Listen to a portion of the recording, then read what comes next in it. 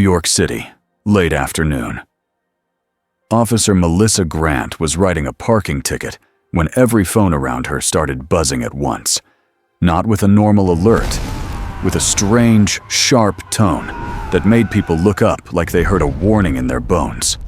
A thin crack opened in the air above the street. It looked like a cut in glass, but the sky was not glass. The crack widened with a sound like a deep inhale. Something fell out. It was a man.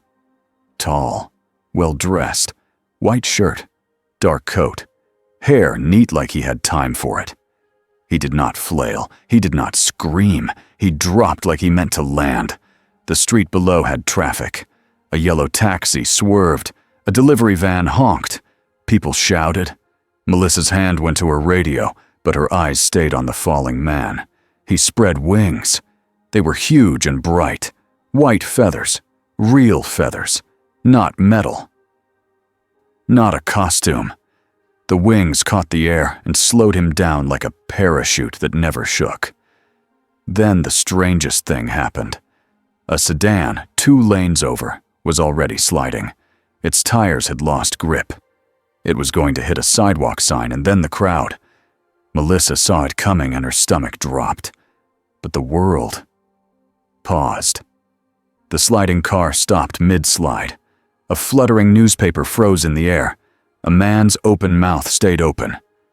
Melissa could still think, but everything else went still, like someone pressed a button.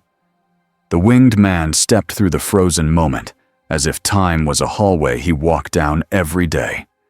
He touched the sedan's hood, gentle. He moved it a few feet like it weighed nothing. He lifted 2 kids by their shoulders and set them behind a concrete post. He looked at Melissa, gave her a small, polite nod, and then snapped his fingers once. Time started again.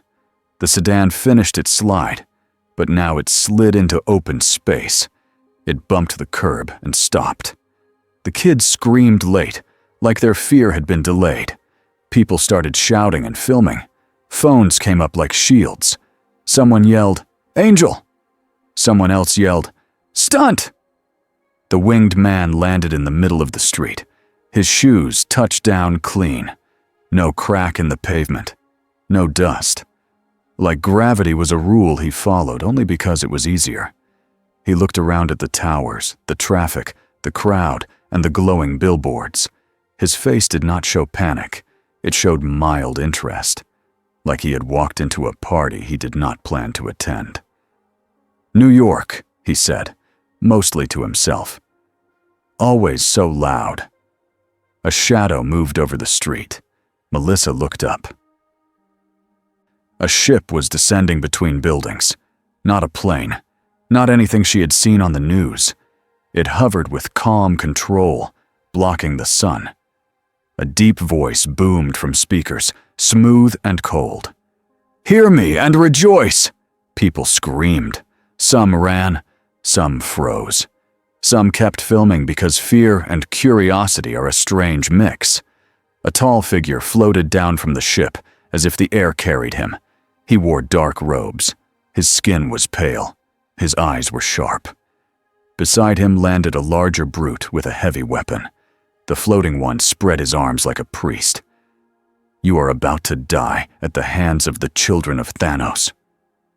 The winged man turned his head, slow, like he was annoyed someone spoke over him.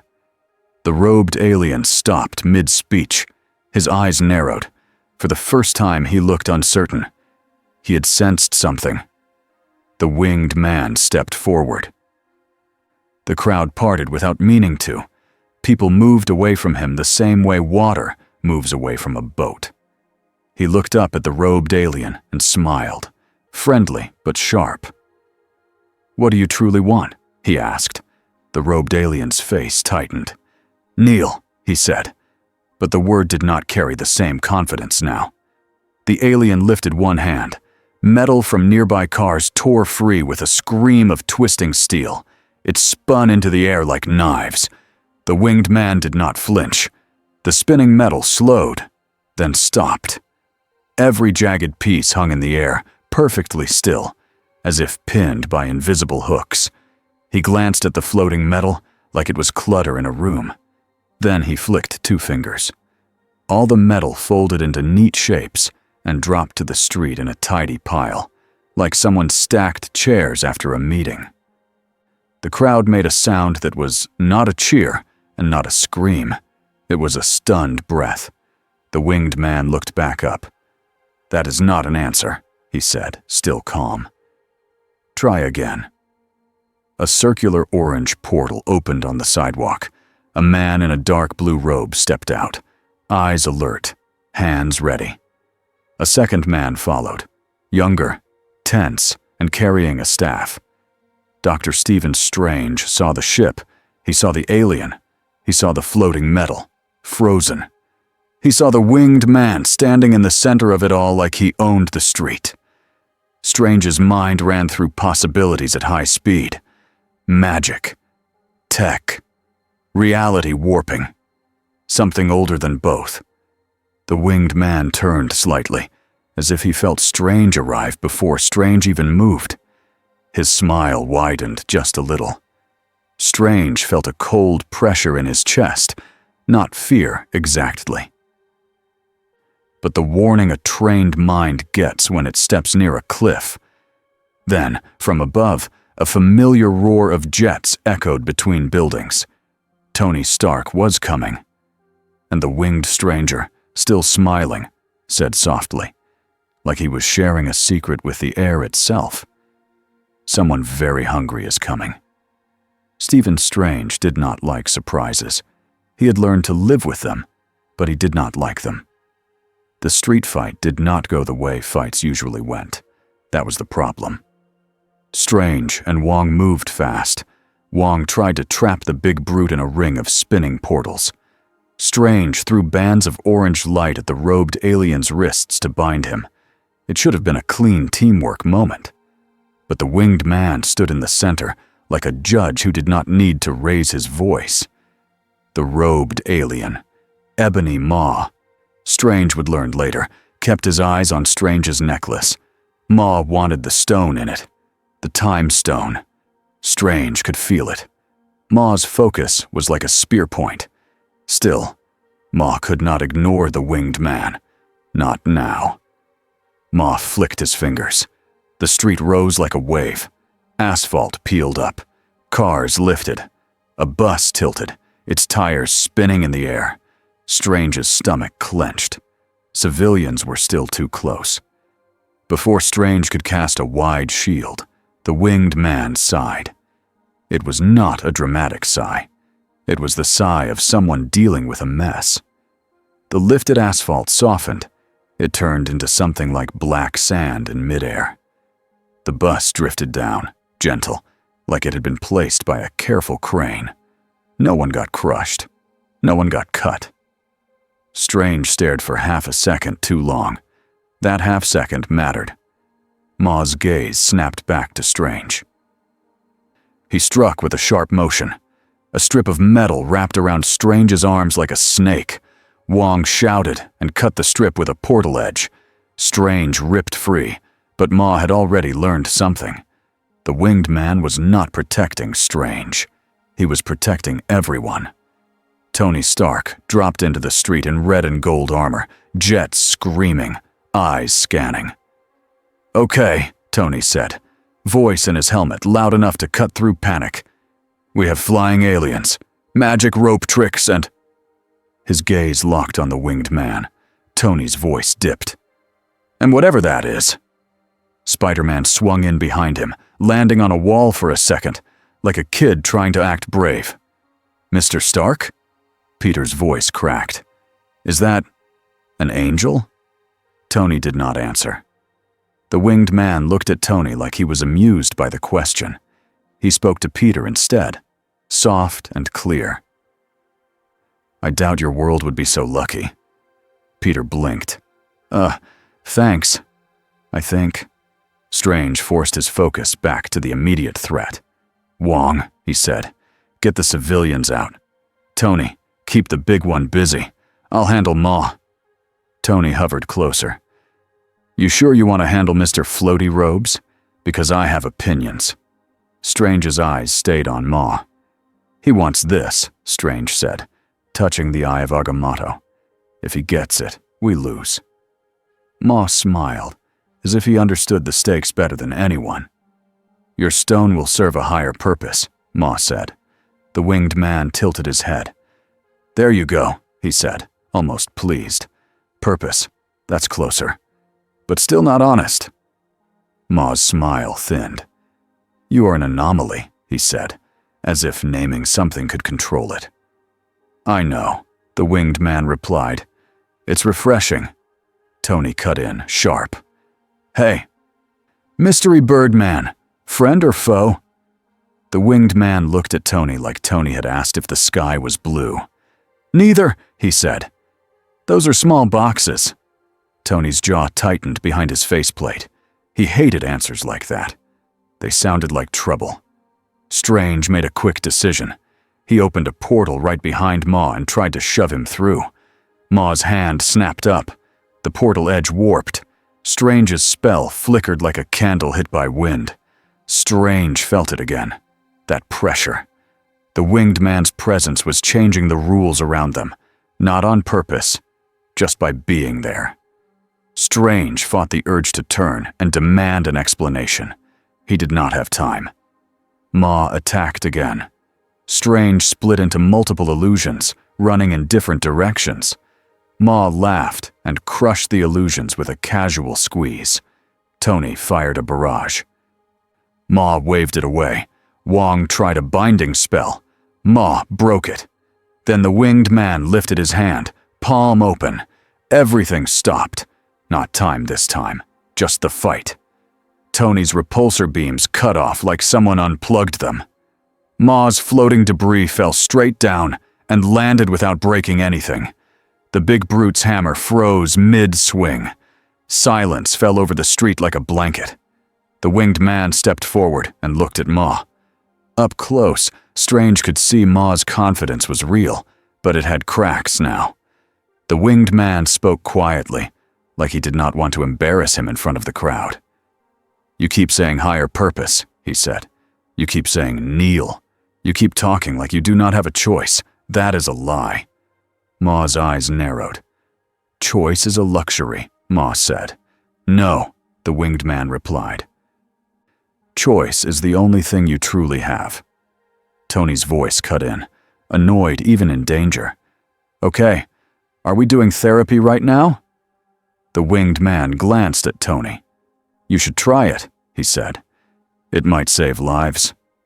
Tony made a sound like he wanted to argue, but he didn't. Strange noticed that. Tony Stark always argued. If he didn't, it meant he was scared. Wong's portals finally pulled most civilians away. The street was clearing. Sirens wailed in the distance. Strange stepped closer to the winged man. Who are you? Strange asked, keeping his voice steady. The winged man met his eyes. For a moment, Strange felt like he was being seen from the inside, like the stranger could read every fear Strange kept locked up. Then the winged man smiled again. Easy. A traveler, he said. That's not an answer, Strange replied.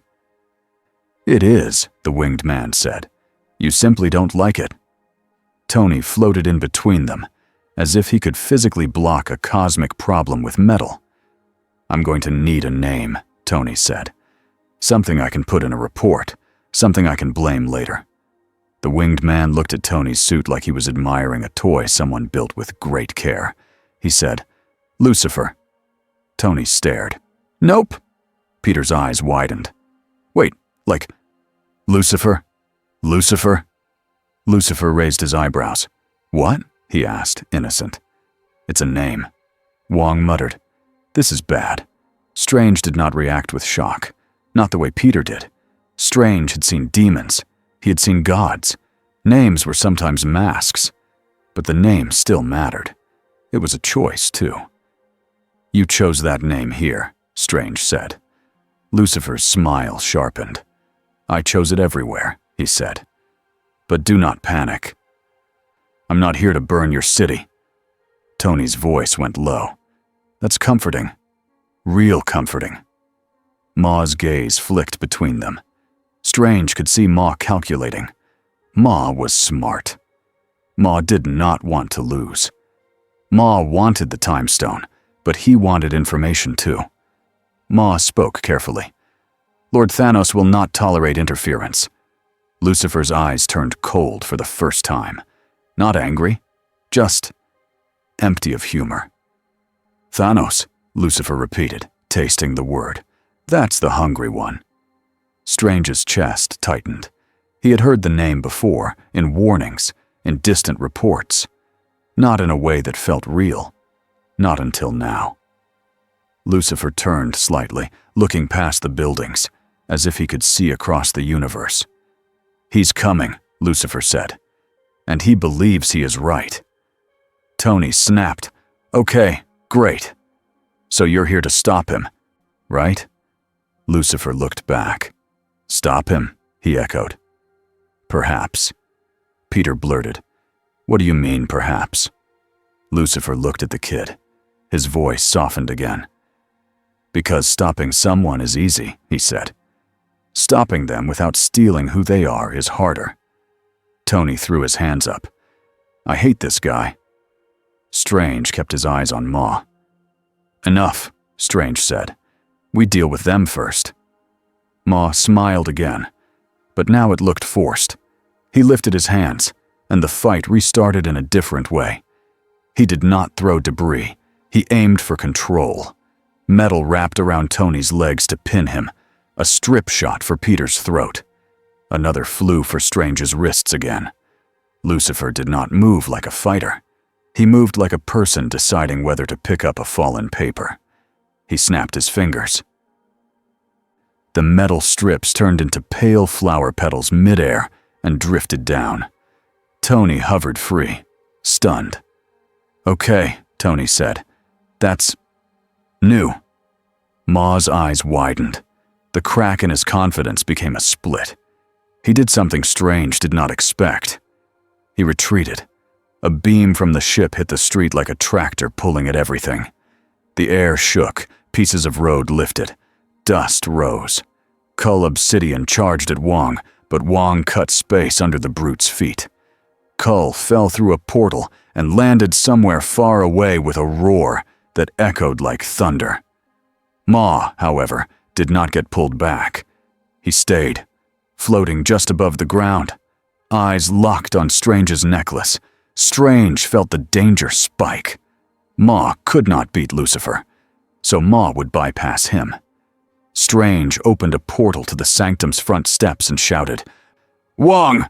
Wong's eyes met his for a split second. Wong understood. Protect the sanctum. Protect the stone. Lucifer watched Strange. You are worried, he said, casual. I don't have time for this, Strange snapped. Lucifer's smile did not fade. You always have time, he said. You simply spend it like money you don't have. Tony shot a laser at Ma. Ma twisted aside. He did not even look at Tony now. Then Ma did something brutal. He lifted a city bus, full of people who had not evacuated yet. Strange saw faces pressed to windows, screaming. Ma held it over a busy intersection. Give me the stone, Ma said, voice smooth again, or I drop them. Tony's breath caught. Peter froze. Strange's hands tightened. The time stone pulsed against his chest. He could save them. He could also keep the stone. But Ma had made it a choice. Lucifer's eyes narrowed, not at Ma's power, at the idea. Strange waited for Lucifer to erase the threat in one move. Lucifer did not. He looked at Strange instead, like he was refusing to take the choice away. Strange understood in a flash what kind of being this was. Not weak, not limited, just committed to his own rule. It made Strange angry. It also made Strange strangely respectful, in the worst way. Strange opened 10 portals at once. Each portal caught part of the falling bus's weight, like a net made of space. The bus dipped, but it did not fall. Strange strained, jaw clenched. Tony flew up to help, palms out, repulsors bracing the bus from below. Peter shot webs to steady it. Wong opened a portal under the bus, leading to an empty street near the river. The bus dropped through and landed hard, but safe. People screamed, but they were alive. Ma's eyes flashed with irritation. He had not gotten what he wanted. Lucifer clapped once, slow, not mocking, just acknowledging competence. "Good," Lucifer said to Strange. "You chose people." Strange snarled, "Don't talk to me like I'm a student." Lucifer's smile returned. "Then stop acting like you need permission to be afraid," he said. Strange's anger rose, but Ma moved again. Ma shot forward, faster than Strange expected, hands outstretched for the necklace. Strange dodged, but Ma's telekinesis yanked Strange midair. Strange slammed into a wall. The eye of Agamotto glowed. Tony blasted Ma. Ma spun, almost losing control for a second. Lucifer stepped closer to Ma. "Do you really want this?" Lucifer asked. Ma's lips tightened. "I want to serve," Ma said, stubborn. Lucifer's eyes turned sharp. "No," he said. "You want to be needed." Ma's face flickered, just for a moment. The words hit something inside him. Strange saw it. Tony saw it too, even if he did not know what it meant. And in that moment, Ma made his next move. He did not attack Lucifer. He used Lucifer. Ma raised his hands and forced the air around Lucifer to distort, like a pressure bubble. Not strong enough to trap him, but enough to create a brief visual ripple, a distraction for human eyes. Ma grabbed Strange in that instant, wrapping Strange in a tight, floating cage of sharp metal pieces. Strange tried to cast. The cage squeezed. Tony lunged. "Strange!" Peter shot webs. The webs stuck, but Ma's control shredded them. Wong opened a portal under Strange's cage, but Ma closed it with a flick. Then the ship's beam hit again, stronger, and Strange's cage began to rise into the sky toward the ship. Tony chased immediately. Peter jumped after him without thinking. "Mr. Stark, wait!" Tony snapped. "Kid, stay!" Peter did not stay. He never did. Strange's eyes met Tony's. Strange's mind worked fast. He could see the future in the stone if he dared. He could also gamble on the present. He made a choice. "Tony," Strange called, voice tight. "Do not let him take me alone." Tony's eyes widened. "That's your plan?" Strange grit his teeth. "It's the only one we have right now." Lucifer watched the cage rise. He could have ended it. Strange knew that. Tony knew that too, even if he hated it. Lucifer did not move. He simply spoke, low enough that only Wong and maybe Strange could hear. "If he goes," Lucifer said, "you will follow. And then you will see what is coming." Wong looked at Lucifer, furious. "Stop it!" Wong demanded. Lucifer looked back, calm. "Make me," he said, like it was a challenge and a joke at the same time. Tony's suit latched onto the side of the rising cage. Peter clung to Tony's back. The ship pulled them up. Wong shouted Strange's name, helpless for the first time. Lucifer stepped to the edge of the street and watched them disappear into the sky. Strange, inside the cage, felt fear in his chest. But he also felt the time stone's steady pulse. He told himself fear was information. He told himself he could still win. Below, Wong's hands trembled with anger. Lucifer looked at Wong and said, very softly, "You want to protect him." Wong glared. "Of course I do." Lucifer nodded once, as if that was the only honest thing spoken all day. High above Earth, Tony Stark chased the alien ship into space with a wizard trapped inside metal, a kid hanging on for dear life, and a new question clawing at his mind. If Lucifer could do all of this with a snap of his fingers, why didn't he? Far away, on a massive ship moving through cold space, Thanos stood with the Power Stone's purple light reflected in his eyes. One of his servants had sent a message. Short. Controlled. But even controlled messages carried fear. There was a being on Earth now. Not an Avenger. Not a god like Thor. Something else. Thanos did not rage. He did not panic. He simply turned his head slightly, as if he was listening to the universe itself. Then he spoke, calm and certain. "So," Thanos said, "the universe has added a new piece to the board." He looked at the Infinity Gauntlet, still incomplete. He closed his hand slowly, feeling the weight of what he would soon hold. "Good," he said. "Let us see what it truly wants." The next morning, the corner of Bleecker Street looked like a place that had survived a storm. Broken glass glittered near the curb. A traffic light hung at an angle. Police tape snapped in the wind. People stood behind barriers and pointed their phones at the tall townhouse with the strange round window. The Sanctum Sanctorum. Wong stood inside the front doors with his arms crossed. He did not like crowds. He did not like cameras. He liked even less that half the city now believed an angel had fought aliens here. Behind him, the foyer was quiet. Too quiet. Not because it was empty, but because the man sitting on the steps made silence feel normal. Lucifer Morningstar leaned back as if he owned the building. His wings were gone now, hidden like they had never existed. His coat was still spotless. He watched the world outside through a crack in the curtains like someone watching a play. Wong's jaw was tight. He had spent the night sealing broken wards and closing small rips in space that the fight had left behind. He had also sent messages to every sorcerer on Earth who mattered. No one had sent a helpful reply. Only fear. "Do you ever stop staring?" Wong asked. Lucifer's eyes stayed on the street. "No," he said. "This place is loud. It's interesting." "It is dangerous," Wong said. Lucifer finally looked at him. "Everything is dangerous," he replied. "You just prefer dangers you understand." Wong hated how calm he was. Wong hated more that he could not argue with that. Outside, reporters shouted questions at empty air. "Are aliens coming back? Was that Thor? Is New York under attack again?"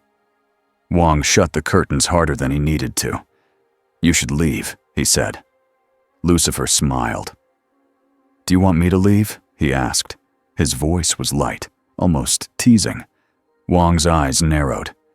"Yes." Lucifer tilted his head. "Not quite," he said.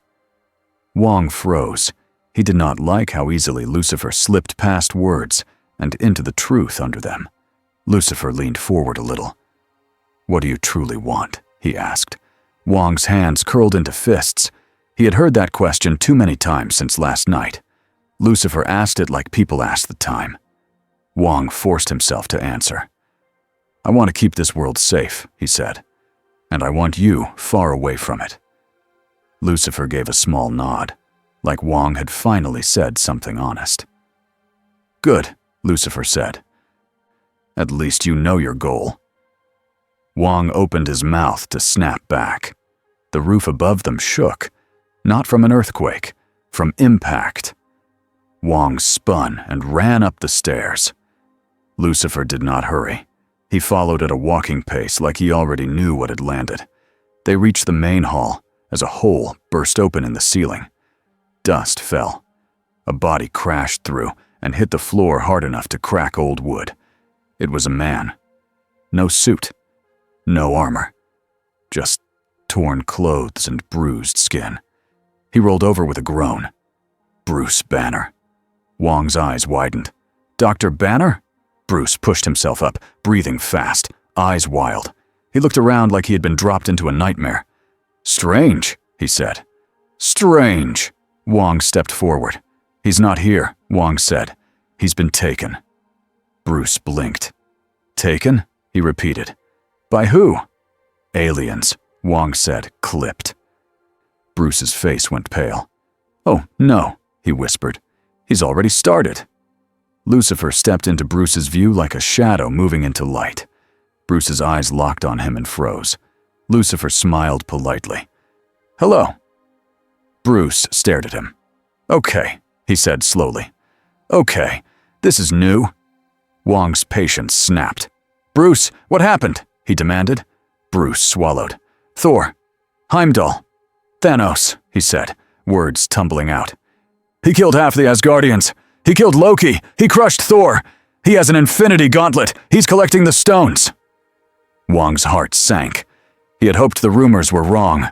Bruce's eyes flicked to Lucifer again. "And who is he?" Bruce asked, careful. Lucifer took a step closer. "Lucifer," he said, like the name was simple. Bruce's mouth fell open. "No," he said.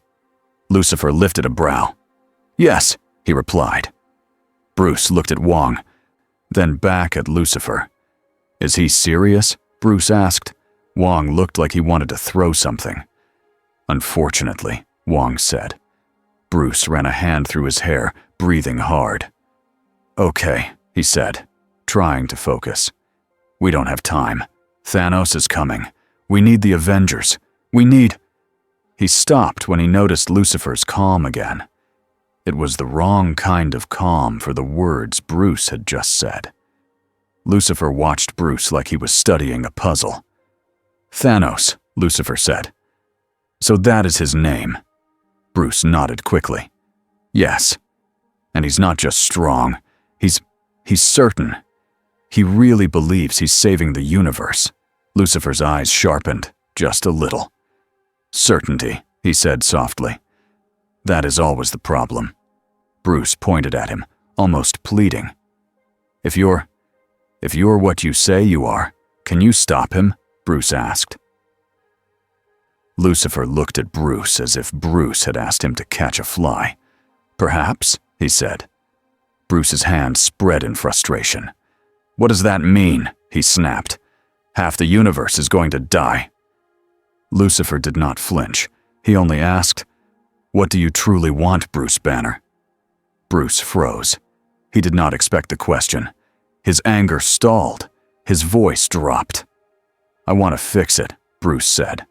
"I want to stop him. I want to stop being afraid of what's inside me." Lucifer's gaze held Bruce's face, steady. "Ah," Lucifer said.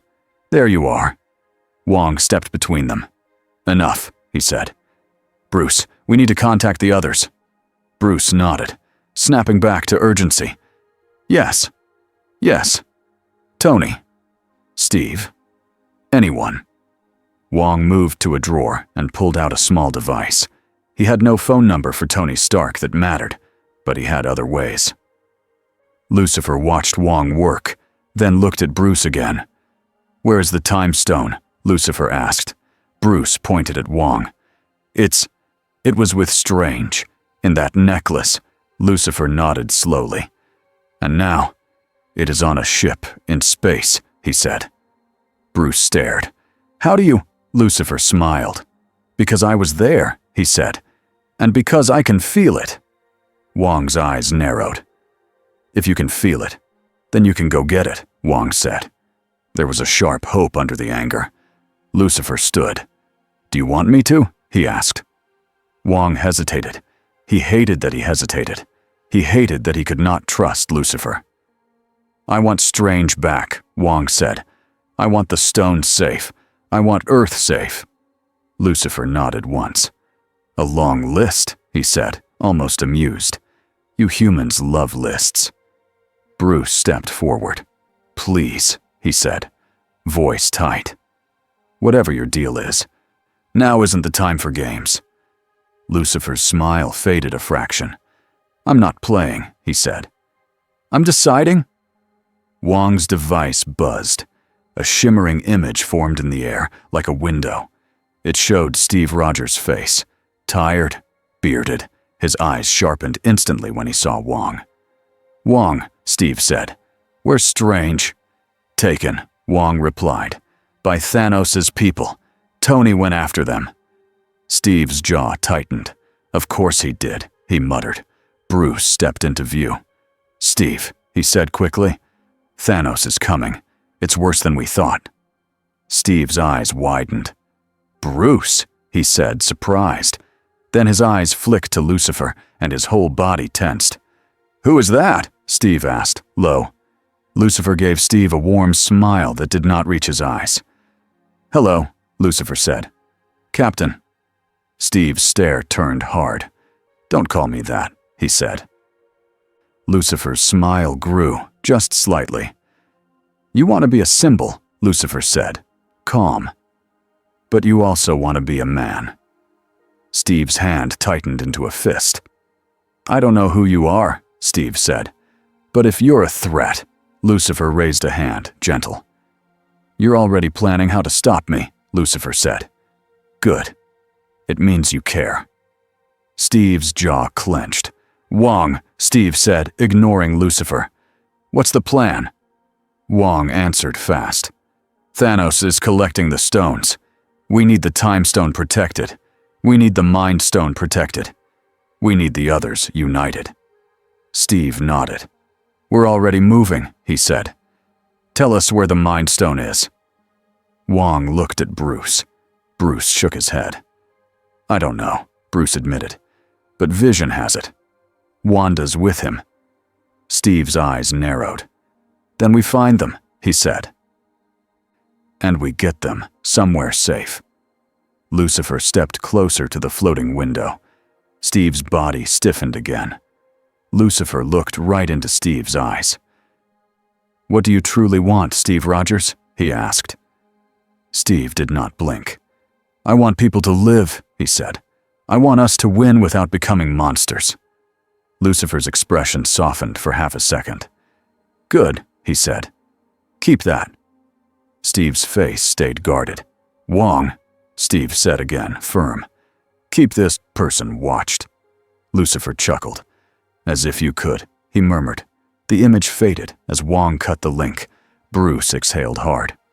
"So," he said, "we have Steve. We have Wong. We have Lucifer." Wong looked like he had swallowed a lemon. Lucifer smiled at Bruce. "You humans love teams," he said. Bruce pointed at him. "Do you want to help? Or not?" he demanded. Lucifer's gaze drifted to the air above the city, as if he was listening to something far away. "I want to understand the rules of your universe," Lucifer said. "Because someone is about to use them like a knife." Wong frowned. "Rules?" he asked. Lucifer's voice turned quiet. "The stones," he said. "They are not just tools.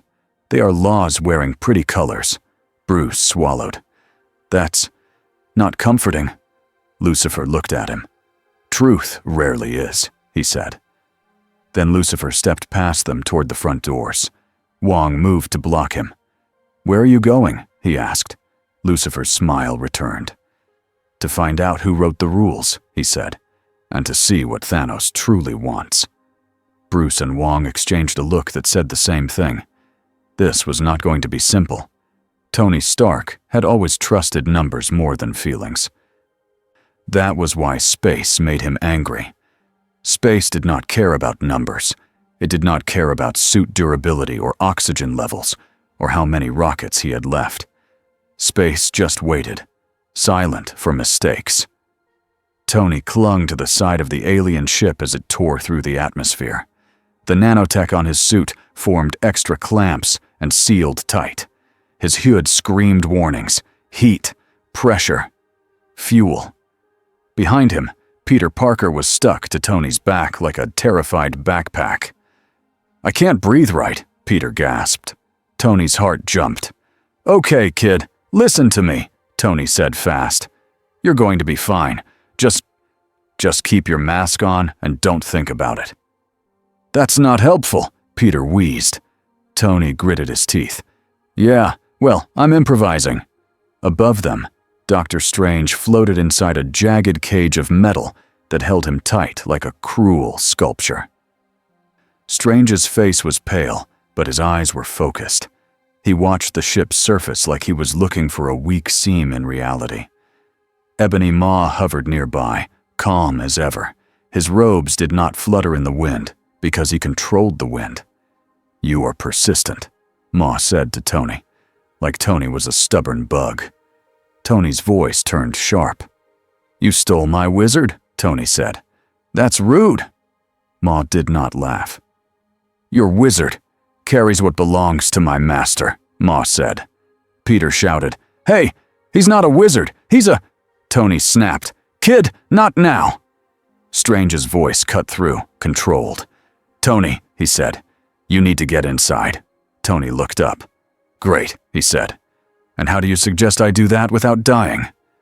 Strange's eyes flicked to Peter. "I didn't plan for the kid," Strange said. Peter's voice went small. "Sorry," he said. Tony felt something twist in his chest. He wanted to yell. He wanted to order Peter home. But home was already behind them, shrinking. Tony forced his voice steady. "Okay," he said. "New plan. We get inside. We free the wizard. We throw Mr. Floaty Robes out an airlock. Then we go back and—" He stopped. His mind flashed back to the street. Lucifer standing there, calm, powerful, doing nothing when Strange got taken. Tony's anger surged again like a fresh burn. Strange saw it. "You're thinking about him," Strange said. Tony snapped. "I'm thinking about how I hate him." Strange blinked. "That was quick," he said. Tony glared up at Strange. "He could have stopped this," Tony said. "He could have ended it in 1 second. He chose not to." Strange's face tightened. "I don't like it either," Strange said. "But I don't think he sees the world the way we do." Tony scoffed. "Yeah, no kidding." Ma watched them talk with mild curiosity, like he was watching animals learn a new trick. "You misunderstand," Ma said. "The anomaly is irrelevant.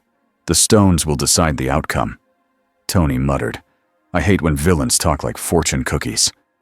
Strange's eyes narrowed. "Tony," Strange said, "if we survive this, we need to assume Thanos already knows about him." Tony looked up. "Good," Tony said, bitter. "Maybe Thanos will punch him, and we'll all get a break." Strange's voice was flat. "You don't understand," he said. "If Thanos knows, then Thanos will adapt, and Thanos is not stupid." Tony's jaw tightened. "Neither am I," he said. Ma drifted closer to Strange's cage. His eyes were calm, but there was hunger under it. "Soon," he whispered. Tony's suit formed a small knife at his wrist. He cut into a seam in the ship's hull and pried it open. Cold air screamed out. "Kid," Tony said. "Hold on." Peter squeaked. "I am holding on." Tony forced himself through the opening and dragged Peter with him. The corridor inside was dark, lined with strange metal and pulsing lights. The air was thin but breathable. Tony's hood stabilized a little. He took one shaky breath. "Okay," Tony said. "Step 1 done. Step 2, save wizard." Peter pointed, wide-eyed. "Mr. Stark, look." Ahead, Ma floated into the corridor like he had been invited. Strange's cage followed, hovering behind him. Tony raised his hands. "Okay," Tony said. "So we're doing this in here." "Fine." He fired a repulsor blast. Ma lifted a finger. The blast bent away like it hit a wall and smashed into the ceiling instead. Peter shot webs. Ma flicked his hand. The webs turned to dust in the air. Tony swore. "Okay," he said. "He's annoying." Strange's eyes stayed locked on Ma. Strange's mind was calm in a way Tony envied and hated. Strange spoke softly, almost to himself. "He's not invincible," Strange said. Tony snapped. "Then prove it." Strange closed his eyes for half a second. He breathed in. Then his hands moved, as far as the cage would allow. Orange light sparked between his fingers. Ma smiled. "No," he said, gentle. The cage tightened. Strange grunted, pain flashing across his face. Tony's anger became action. His suit shifted, building small thrusters and blades. He dove forward, not at Ma, but at the ceiling. He ripped out a panel. Cold space stared down through it. Ma turned his head, annoyed. "Foolish," he said. Tony grinned. "Yeah," he said. "That's my brand." Tony fired a missile into the far wall. It exploded. The corridor shook. Alarms screamed. A door behind Ma buckled open from the blast pressure, and with it, a section of the ship opened to space. Air rushed out like a giant hand grabbing everything. Peter screamed. His webs shot out and stuck to the floor. Tony's suit anchored into the wall. Ma's eyes widened. For the first time, his calm cracked. His robes flapped wildly as the vacuum pulled at him. His telekinesis grabbed at the walls, but it was harder now. His focus slipped. Strange felt it and moved instantly. Orange light flashed. The metal cage around Strange shattered into pieces that flew apart like birds released from a cage. Strange spun in the air, free, and opened a portal in the corridor. The portal led to the corridor itself, but twisted. A loop. The rushing air pulled Ma toward the open breach. Ma tried to stop himself. Strange's portal loop yanked him again. Tony shouted over the roar, "Bye." Ma's face went from anger to disbelief to something close to fear. Then the vacuum took him. He shot out into space, arms flailing, eyes wide, and he vanished into the black. The breach sealed as emergency doors slammed shut. Silence fell like a heavy blanket. Peter coughed and sat up, shaking. "Did we just—" he started. Tony panted. "Yes," Tony said. "We just—" Strange landed on his feet, steady despite everything. He adjusted his cloak with a flick, like he had done it 100 times. Tony stared at Strange, then at the ship, then at the emptiness where Ma had been. "Okay," Tony said, breathless. "That felt good." Strange looked at him. "Don't celebrate yet," Strange said. "This ship is still going somewhere." Tony's face hardened. "Where?" he asked. Strange's eyes flicked downward, as if he could see through metal and stars. "To Thanos," he said. Peter swallowed. "So, we're going to fight Thanos?" he asked in a small voice. Tony looked at the kid. His anger softened for a heartbeat. "We're going to survive," Tony said. "That's step one." Strange's gaze drifted, just for a second, like he was thinking about Lucifer again. "We might need more than survival," Strange said quietly. Tony's jaw clenched. "Yeah," he said. "We might." On a cold street in Edinburgh, Wanda Maximoff felt the danger before she saw it. She and Vision had been trying to hide. They were walking like normal people, wearing normal clothes, holding hands like they had any right to peace. Vision's skin was in its human form. He looked like a man. He wanted to feel like one. Wanda wanted that too. Then Vision stiffened. His eyes widened. His hand tightened around Wanda's. "Wanda," Vision said softly. "Run." A spear of energy stabbed through Vision's shoulder from behind. He gasped. His human disguise flickered. The wound glowed and smoked. Wanda spun, eyes blazing red. Two figures stepped from the shadows, like they had always been there. A tall, thin man with a cruel spear. A fierce woman with a sharp smile and a blade. Corvus Glaive and Proxima Midnight. Wanda's heart pounded. "No," she whispered. Proxima lunged. Wanda threw out a wave of red force. Proxima slid back, boots scraping, but she did not fall. She smiled like she enjoyed the fight. Corvus yanked Vision forward with the spear's pull. Vision cried out and stumbled. The spear carried a dark energy that made Vision's body glitch, like his systems were being torn open. Wanda's fear turned into rage. Red light burst from her hands, slamming Corvus into a wall. He did not break. He turned his head, eyes cold. "The stone," he said. Wanda's voice shook. "You're not taking him," she said. Proxima dashed in again, fast and skilled. Wanda tried to push her back. Proxima rolled under it and cut. Wanda's coat ripped. Wanda stumbled. Vision tried to stand, shaking. He fired a beam from his forehead, but it sputtered and failed. The spear's curse was shutting him down. Wanda's breath came in short bursts. They were too strong, too prepared. A shield slammed into Proxima from the side and knocked her off her feet. Wanda's eyes widened. Steve Rogers stepped out of the darkness. Beard rough, eyes fierce. Natasha Romanoff was beside him, staff in hand. Sam Wilson swooped overhead, wings cutting through the air. "Get away from them," Steve said. For the first time, Proxima's smile faded. Corvus tightened his grip on Vision's spear wound and pulled. Vision cried out. Wanda screamed and blasted Corvus again, harder. He skidded back, boots leaving marks in the wet road. Natasha struck Proxima, fast and precise. Sam hit Corvus with a flying kick. The fight became chaos, tight and brutal in a narrow street. Wanda rushed to Vision, hands glowing as she tried to steady him.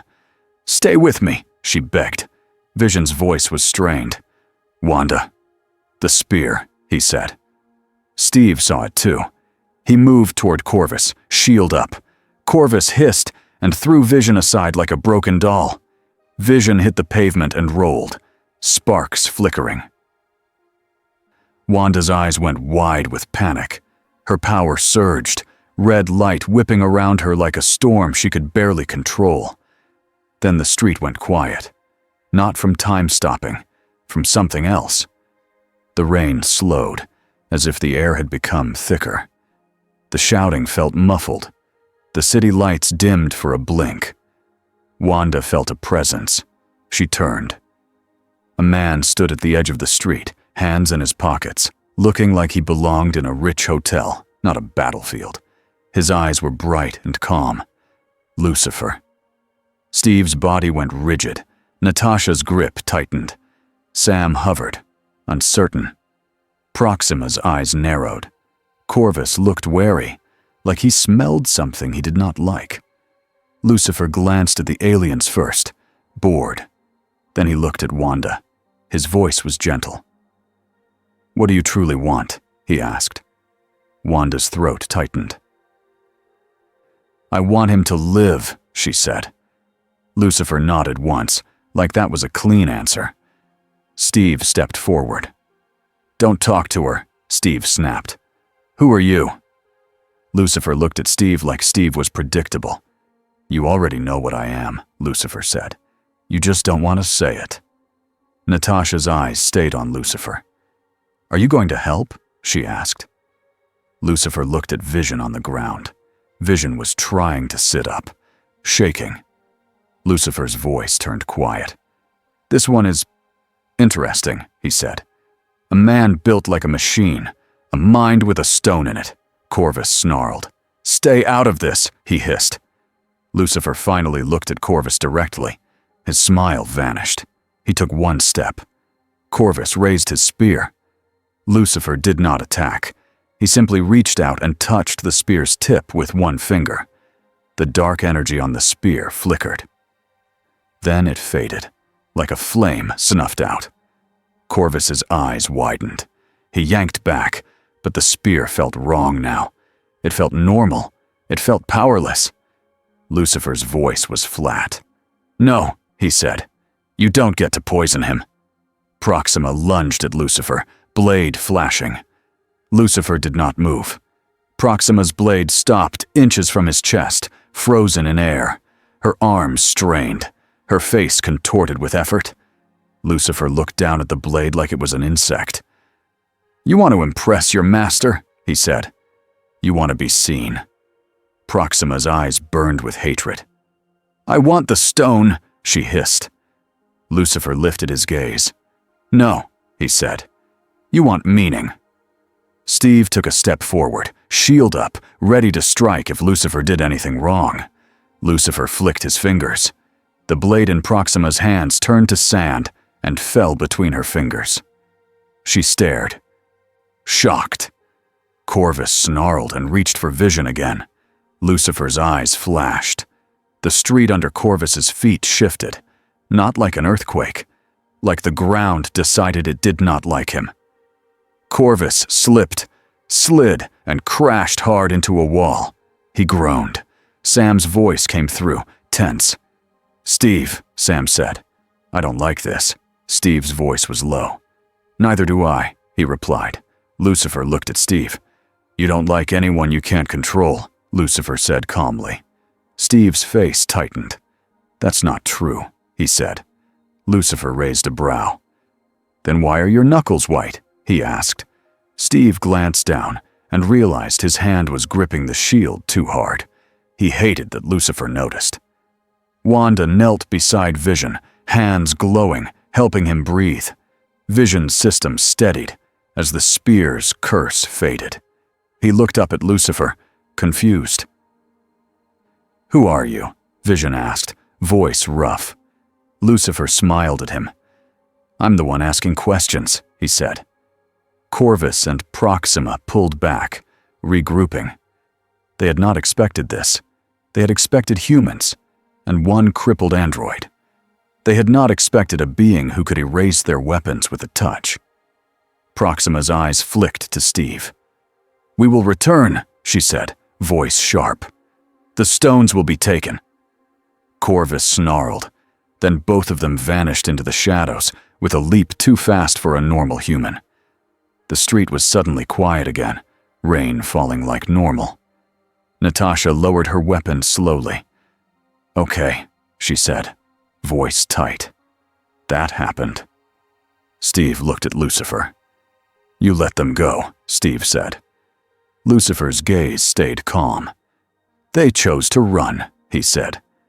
"I didn't stop that choice." Steve's eyes narrowed. "You could have ended them," he said. Lucifer's smile was thin. "Yes," he replied. "And you didn't," Steve said. Lucifer looked at Wanda and Vision again. "What do you want, Captain?" he asked. Steve's voice came out hard. "I want them safe," he said. Lucifer nodded. "Then stop standing in the rain and move," he said. Natasha glanced at Steve. "We need a place," she said. "Somewhere they can't reach easily." Vision's voice was weak but clear. "Wakanda," he said. Steve's eyes widened. "Wakanda," he repeated. Vision nodded. "Shuri may be able to remove the stone without killing me," Vision said. "If there is a chance, it is there." Wanda's eyes filled with fear. "Can they do that?" she asked. Vision squeezed her hand. "We have to try," he said. Steve exhaled. He didn't like relying on another nation. He didn't like running. But he liked losing people even less. "Wakanda," Steve agreed. "We go now." He turned back toward Lucifer. "Are you coming?" Steve asked, and he hated that he had to ask. Lucifer smiled like Steve had offered him a seat at a boring dinner. "I might," Lucifer said. Steve's jaw clenched. "We don't have time for might," he snapped. Lucifer's eyes softened a fraction. "You always think time belongs to you," Lucifer said. "It doesn't." Steve looked like he wanted to argue, but he didn't. He was too tired. Natasha spoke carefully. "If you're here," she said to Lucifer, "then Thanos knows."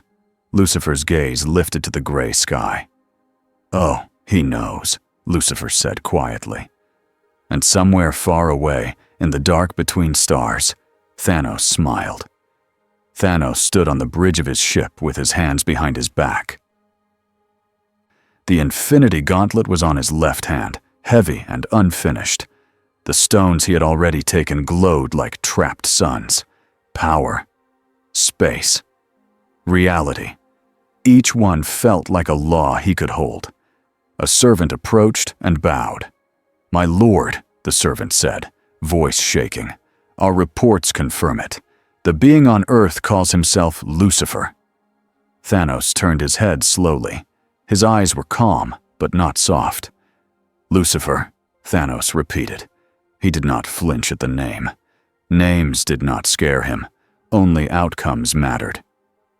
He interfered. the servant continued. He dismantled our weapons. He allowed some to escape. He did not kill. Thanos' lips lifted in the smallest smile.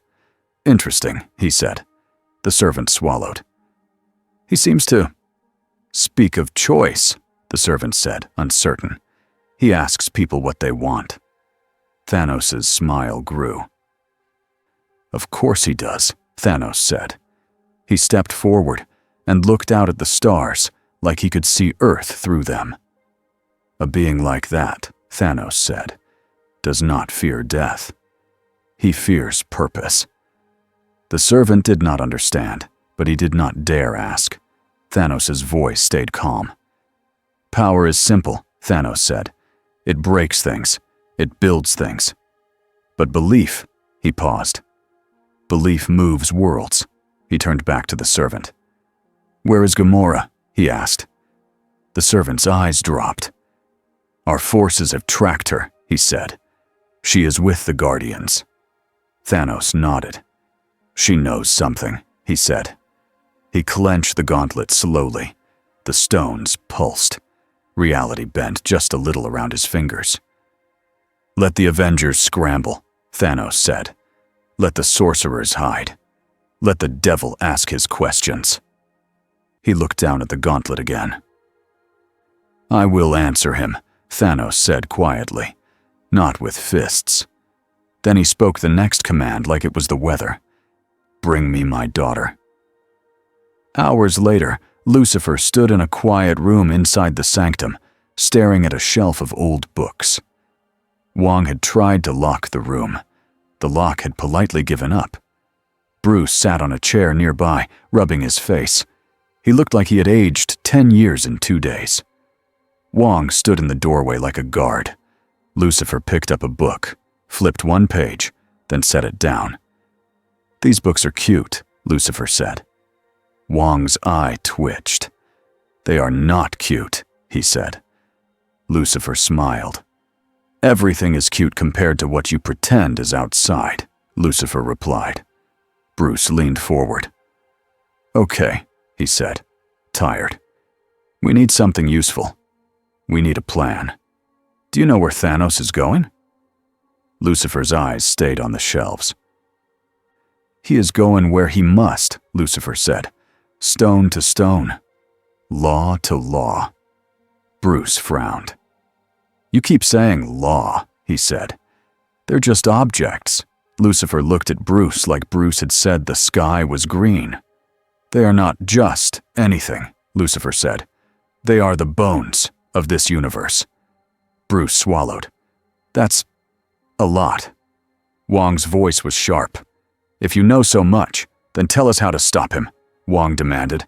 Lucifer turned slowly. Stop him how? He asked. Wong glared. Kill him, Wong said. Bruce flinched. Wong didn't care. He will erase half of all life, Wong snapped. What do you want me to say? Lucifer's gaze held Wong's eyes. So, Lucifer said softly, you want to become a murderer, to stop a murderer. Wong's face tightened. If that's what it takes, he said. Lucifer nodded like he respected the honesty. Good, he said. Now we're speaking plainly. Bruce stood up, pacing. We can't fight him head on, he said. Not with those stones. We need to protect what's left. Vision. The Mind Stone. The Time Stone. His voice broke when he remembered Strange was off-world. Lucifer watched him. You missed your friend, Lucifer said. Bruce snapped. Yes, okay? Then his voice fell. I'm scared. Lucifer nodded. Of course you are, he said. Fear is honest. It doesn't pretend to be noble. Wong's hands clenched. Enough, he said. We need to move. Lucifer looked toward the ceiling like he could hear distant footsteps. The next stone, he said quietly, will cost him more than effort. Bruce froze. Cost? He asked. Lucifer's eyes turned distant. There is a stone that does not care about strength, he said. It cares about loss. Wong went still. The Soul Stone, he whispered. Legends. Bruce's eyes widened. Soulstone, he repeated. Where is it? Lucifer smiled slightly. That, he said, is what I want to know. Wong's voice rose. So your plan is to chase a rumor? He snapped. Lucifer looked at him calmly. No, Lucifer said. My plan is to find whoever set the price. Bruce stared. Price? He asked again. Lucifer's voice stayed even. Some powers demand payment, he said. Your universe is full of that. Wong's face darkened. We don't have time for philosophy, Wong said. Lucifer stepped closer. You have nothing but time, he said, quiet and firm. You just don't know how to use it. Bruce exhaled hard. If you can find it, Bruce said, then do it. But how does that help the Avengers? Lucifer's eyes flicked to Bruce. It helps because Thanos will go there, Lucifer said. And when he goes, he will face a choice. Wong's eyes narrowed. And you won't stop him, Wong said, bitter. Lucifer's voice was calm. I will not steal the choice, he corrected, but I might change the room the choice is made in. Bruce stared. That's still stopping him, Bruce said. Lucifer smiled. Is it? He asked. Wong's patience was gone. Where are you going? He demanded. Lucifer's gaze lifted again, like he was tracking a distant signal. To the edge, he said. To the place that judges. Bruce swallowed. And you want us to come? He asked. Lucifer looked at him. Do you want to come? He asked. Bruce blinked. No, he said. Then he sighed. Yes, because if I don't, people die. Lucifer nodded once. Good, he said. Honest again. Wong stepped forward. I'm coming, Wong said, firm. Lucifer smiled. Of course you are, he said.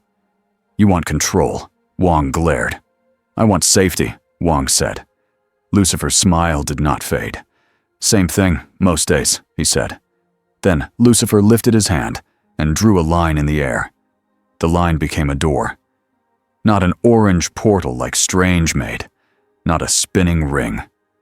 This door was silent and clean, like reality had simply agreed to open. Cold wind blew through. It smelled like dust and old stone. Bruce's stomach dropped. Okay, he muttered. That's not normal. Lucifer glanced back at them. Welcome to the part of the universe that doesn't care about your science, he said. And they stepped through. The place on the other side was not space, and not Earth. It was a wide stretch of dark rock under a red sky. The air was thin and sharp. There were no birds. No plants, no signs of life, only cliffs and wind. Bruce felt small the moment he walked out. Not because of size, but because the place felt old, like it had been waiting longer than anyone could count. Wong's hands came up, ready for spells. Lucifer walked forward without hesitation, as if he had been here before. Bruce's voice trembled despite himself. Where are we? He asked. Lucifer's eyes scanned the horizon. Close, he said. Not quite there yet. Wong frowned. Close to what? He demanded. Lucifer did not answer. He just kept walking. They climbed a path that cut between rocks. The wind got stronger. The red sky looked the same from every angle, like the world had only one mood. Then they saw him. A figure stood near the edge of a cliff, cloaked. Still, watching them approach, Bruce's heart hammered. Something about the figure made his skin prickle. Wong stopped. His eyes widened. No, Wong whispered. The figure turned. A pale face, sunken eyes, a familiar shape. Johann Schmidt. Red skull. Bruce's mouth fell open. That's impossible, he whispered. Wong's voice was tight. It's not, he said. It's worse. Red Skull's voice was hollow, like it came from far away. Welcome, he said, to Vormir. Bruce swallowed. Vormir, he repeated. That's real." Lucifer stepped forward. He did not look surprised. He looked mildly annoyed, like he had found an answer he didn't like. Red Skull's eyes fixed on Lucifer. His hollow calm cracked for a moment, replaced by something like fear. "You," Red Skull said slowly. Lucifer smiled. "Hello," Lucifer said. "What do you truly want, Johann?" Red Skull's face tightened. "I want," he began, then stopped. He looked away like the words hurt. Lucifer's smile turned thin. "You want to be free," Lucifer said calmly. "But your cage is the one thing you earned honestly." Wong stared at Lucifer. "You know him," Wong said, shocked. Lucifer shrugged. "Everyone is someone," he said. Bruce stepped forward, trying to focus. "What is this place?" he asked Red Skull, voice strained. Red Skull's gaze returned to Bruce. "Vormir is a place of judgment," he said. "It holds what you seek, if you are willing to pay." Wong's jaw tightened. "The Soul Stone," he said. Red Skull nodded. "The Soul Stone," he repeated. "It demands a sacrifice." Bruce's stomach turned. "Sacrifice?" he asked. Red Skull's voice stayed even. "To take the stone," he said, "you must lose that which you love." Bruce felt cold spread through his chest. He thought of Natasha. He thought of Steve. He thought of all the people already lost. Wong's voice was sharp. "Thanos will do it," he said. "He will pay any price." Red Skull nodded slowly. "He will come," he said. "He will stand here. He will decide." Lucifer's eyes turned hard. "And this is allowed?" Lucifer asked. Red Skull looked at him. "It is the rule," Red Skull said. Lucifer's voice dropped. "Rules can be changed," Lucifer said. Wong's eyes narrowed. "Can you change it?" he asked, hope and fear mixed. Lucifer stared at the cliff's edge. His face was calm, but his eyes were bright in a dangerous way. "I can," Lucifer said. Bruce's breath caught. "Then do it," he said quickly. "Stop him! Stop the snap! Stop!" Lucifer raised a hand, cutting Bruce off. "And if I change the rule," Lucifer said, "then it was not your universe's choice anymore. It was mine." Bruce froze. Wong's voice turned bitter. "So you'll let him kill half of all life because you don't want the responsibility?" Wong snapped. Lucifer turned to Wong slowly. His voice was calm, but cold now. "Don't confuse my rule with cowardice," Lucifer said. "I'm not afraid of responsibility. I'm disgusted by theft." Wong's face flushed with anger. "Thanos is theft," he hissed. Lucifer nodded once. "Yes," Lucifer said. "So I will stop him, but not by becoming him." Bruce's hands shook. "What does that even mean?" he asked. Lucifer looked toward the empty sky. "It means he will face his choice," Lucifer said, "and I will not let him pretend it's fate." Red Skull's hollow gaze stayed on Lucifer. "You cannot block the price," Red Skull warned, "not without breaking the stone." Lucifer smiled without humor. "Then perhaps the stone deserves to break," he said. Wong's eyes widened. "Can you destroy it?" he asked. Lucifer's gaze stayed distant. "Maybe," he said, "but that creates another rule, another hole, another problem." Bruce exhaled hard, overwhelmed. "So what do we do?" he asked. Lucifer turned back toward them. "We wait," Lucifer said. Wong's anger flared. "Wait!" he snapped. Lucifer's eyes locked on Wong. "Yes," he said. "Because if you want to stop Thanos at Vormir, you must meet him at Vormir." The wind howled. The red sky did not change. Then the air behind them tore open. A shimmering blue portal snapped into existence. Not Lucifer's door, not Strange's portal. The Space Stone. Thanos stepped through. He walked calmly, like he was arriving at a quiet meeting. His armor was scarred. His face was calm. The Infinity Gauntlet pulsed on his hand with 3 stones. Behind him, chained by energy, was Gamora. Bruce's eyes widened. "Oh no," he whispered. Wong's hands glowed with magic at once. Lucifer did not move. Thanos' eyes swept the cliff, then landed on Lucifer. For the first time in a long time, Thanos paused. Not from fear, from respect. "So," Thanos said quietly, "you are real." Lucifer smiled slightly. "So are you," Lucifer replied. "That's unfortunate." Gamora's eyes flared with hatred when she saw Thanos' stones. Then she saw Wong and Bruce and froze in confusion. Then she saw Lucifer. Her brow furrowed. "Who is that?" she snapped. Thanos' grip tightened on her chain. "A complication," Thanos said. Lucifer took a slow step forward. His voice was calm. "What do you truly want, Thanos?" he asked. Thanos' eyes narrowed. But he did not look away. "I want balance," Thanos said. Lucifer's smile sharpened. "No," he said. "That's your slogan." Thanos' voice stayed steady. "I want a universe that survives," Thanos said. Lucifer's eyes were bright now, dangerous and curious. "And you decided you're the one who gets to choose who dies," Lucifer said. Thanos held Lucifer's gaze. "Yes," he said, "because no one else would do what must be done." Wong stepped forward, furious. "You murderer," Wong hissed. Thanos glanced at Wong as if Wong was a loud insect. Then his gaze returned to Lucifer. "I've heard of you," Thanos said. "Not from this universe, from whispers in the dark between worlds." Lucifer's smile did not move. "And I've heard of you," Lucifer replied. "From the screams you pretend are necessary." Gamora yanked against her chains. "Thanos!" she spat. "Don't do this!" Thanos' voice softened toward her, which made Bruce's skin crawl. "My daughter," Thanos said. "You are the one thing in this universe that still pulls at me." Gamora's face twisted. "I hate you," she said. Thanos nodded, almost sadly. "I know," he said. "And still, I love you." Bruce felt sick. He looked at Lucifer, expecting rage, expecting violence. Lucifer's face stayed calm, but his eyes sharpened like knives.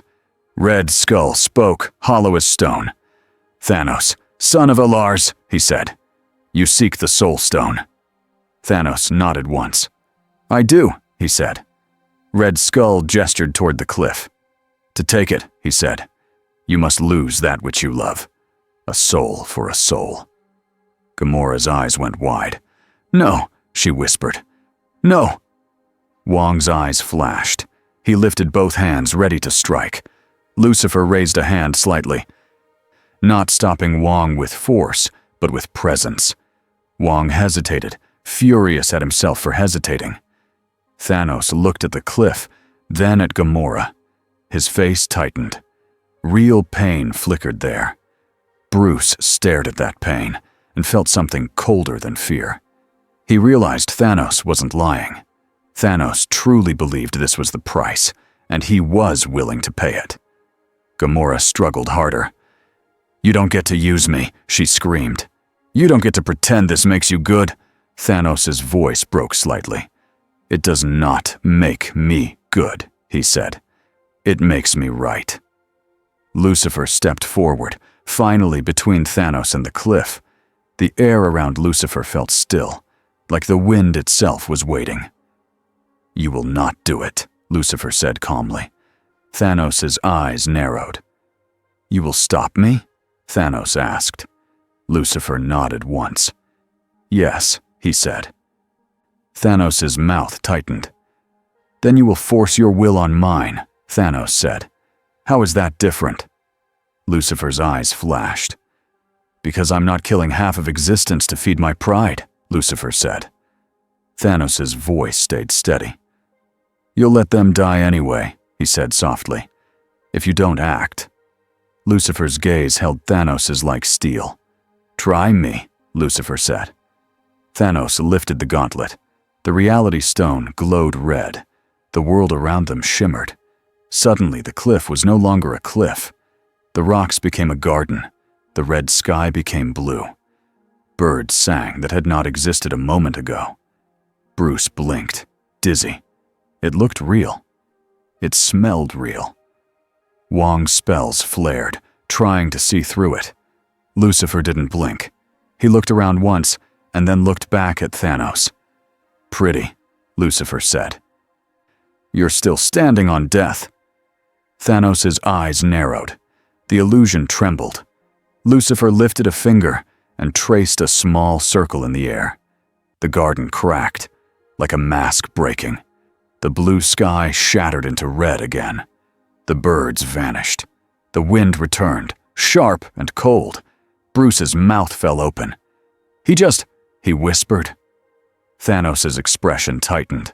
For the first time, his stones had been answered without panic. Wong stepped forward, furious courage returning. "You won't take her," Wong said to Thanos. Thanos flicked his hand. The space stone glowed blue. Wong vanished from where he stood and reappeared 10 feet away, slammed against a rock wall as if the space between had punched him. Wong grunted, dropping to one knee. Bruce rushed to him. "Wong!" he shouted. Lucifer's eyes snapped to Thanos. His voice turned cold. "Careful," Lucifer said. Thanos met Lucifer's gaze. "I don't need to kill your friends," Thanos said. "I only need to move them." Lucifer's smile was thin. "That's the first honest thing you've said," he replied. Gamora screamed and kicked, trying to break free. Thanos pulled her closer, not cruelly, but like someone holding a precious thing too tight. "Daughter," Thanos said, voice low. "It will be quick."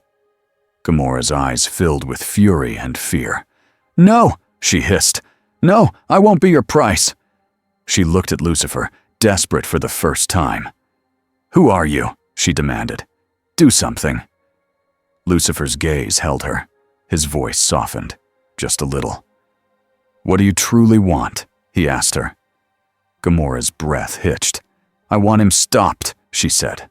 "I want him dead. I want—" Her voice cracked. "I want my life back." Lucifer nodded once. "Good," he said quietly. "Then choose to live." Gamora blinked, confused. Lucifer's hand lifted. A door appeared behind Gamora.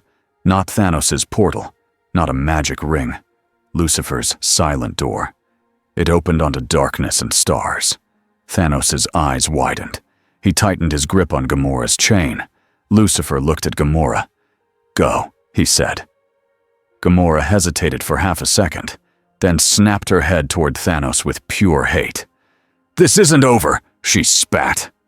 She lunged backward through the door. Thanos roared and thrust the gauntlet forward. Space warped. The door shuddered. The blue glow tried to seize Gamora mid-step. Lucifer's eyes flashed. He did not blast Thanos. He did not crush him.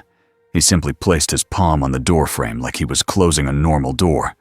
The space stone's pull hit Lucifer's hand and stopped. It stopped like a wave hitting a wall that did not move. Gamora vanished through. Lucifer shut the door. Silence slammed down. Bruce stared, chest heaving. Wong coughed and pushed himself up, eyes wide. Red Skull's hollow face turned toward Lucifer. For the first time, something like shock moved through him. Thanos stood very still. His breath was heavy. His eyes were dark with anger, but also something else. Loss. He had come here ready to pay the price. Now the price had been taken off the table. Thanos' voice was low. "You stole my choice," he said. Lucifer's gaze was sharp. "No," Lucifer said. "I returned hers." Thanos' jaw clenched. "You think you've won?" he said. Lucifer's smile was thin. "No," he said. "I think you've learned something." Thanos' eyes narrowed. "What?" he asked. Lucifer stepped closer, calm as a knife. "That there are ways to lose without being killed," Lucifer said. "And you hate that." Thanos' gauntlet pulsed. The reality stone flared again, angry red. "Then you will see," Thanos said, "that loss is not the end." He lifted the gauntlet toward Bruce and Wong. Bruce's heart seized. Wong's hands rose again, ready to die if he had to. Lucifer's voice cut through like a command. "No," he said. It was a simple word. Thanos' hand stopped in midair, not frozen by time. Stopped like the universe had decided that motion was optional. Thanos strained. The stones flared brighter. Reality bent. Space twisted. Lucifer's face stayed calm, but his eyes burned. "You can bend your rules," Lucifer said. "But you cannot bend me." Thanos' face tightened with effort. For a moment, the stones fought Lucifer's will. And the air between them trembled like glass about to crack. Bruce held his breath. He had never seen two powers meet like this. It wasn't punches. It was control of what possible even meant. Then Lucifer lowered his hand, not because he was weak, because he chose to. Thanos' arm dropped, free again. Lucifer smiled. "Go," he said. "Run back to your war." Thanos' eyes narrowed, suspicious. "You let me leave?" he asked. Lucifer's voice was quiet. "Yes," he said. "Because if I end you here, I make myself the judge of your universe, and I don't want that job." Thanos stared at him. Then his mouth twisted, almost like a smile. "You don't want the job," Thanos said softly. "But you will do the work anyway." Lucifer's smile vanished. "Don't confuse me with you," Lucifer said. Thanos lifted the space stone again, careful now. A blue portal opened. He stepped into it, then paused and looked back. "This isn't finished," Thanos said. Lucifer's eyes stayed locked on him. "No," Lucifer said. "It's just clearer now." Thanos vanished. The portal snapped shut. The red sky stayed red. The wind kept howling. Red Skull stood silent, watching. Bruce exhaled like he'd been underwater. Wong turned toward Lucifer, eyes blazing. "You let him go," Wong said, furious. Lucifer looked at him calmly. "Yes," Lucifer said. Wong's voice shook. "Why?" he demanded.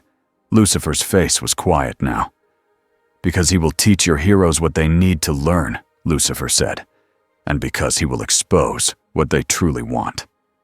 Bruce stared. "People will die," Bruce said, voice breaking. Lucifer's gaze softened a fraction. "Yes," he said. "And you will hate me for it." Wong's fists clenched. "I already do," he snapped. Lucifer nodded once, like he accepted it. Then he looked at Red Skull again. "What do you truly want?" Lucifer asked him. Red Skull's face tightened. "To be free," he whispered. Lucifer stared at him, and for a heartbeat, the air felt heavier. Then Lucifer looked away. "Not today," he said. Red Skull's hollow eyes followed him as Lucifer turned back to Bruce and Wong. "We need to go back," Wong said quickly. "Steve is moving Vision to Wakanda. Thanos will strike again." Lucifer nodded. "Yes," he said. "Now the war becomes clever." Bruce swallowed. "And Gamora?" he asked. "Where did you send her?" Lucifer's smile returned, small and sharp. "Somewhere he can't grab in one step," he said. Wong's eyes narrowed. "Can he still find her?" he asked. Lucifer's gaze went distant. "He will try," he said. "He always tries." Bruce's hands shook.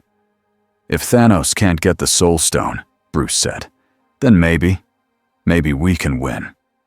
Lucifer looked at him with quiet pity. "Winning," Lucifer said, "is not always what you think it is."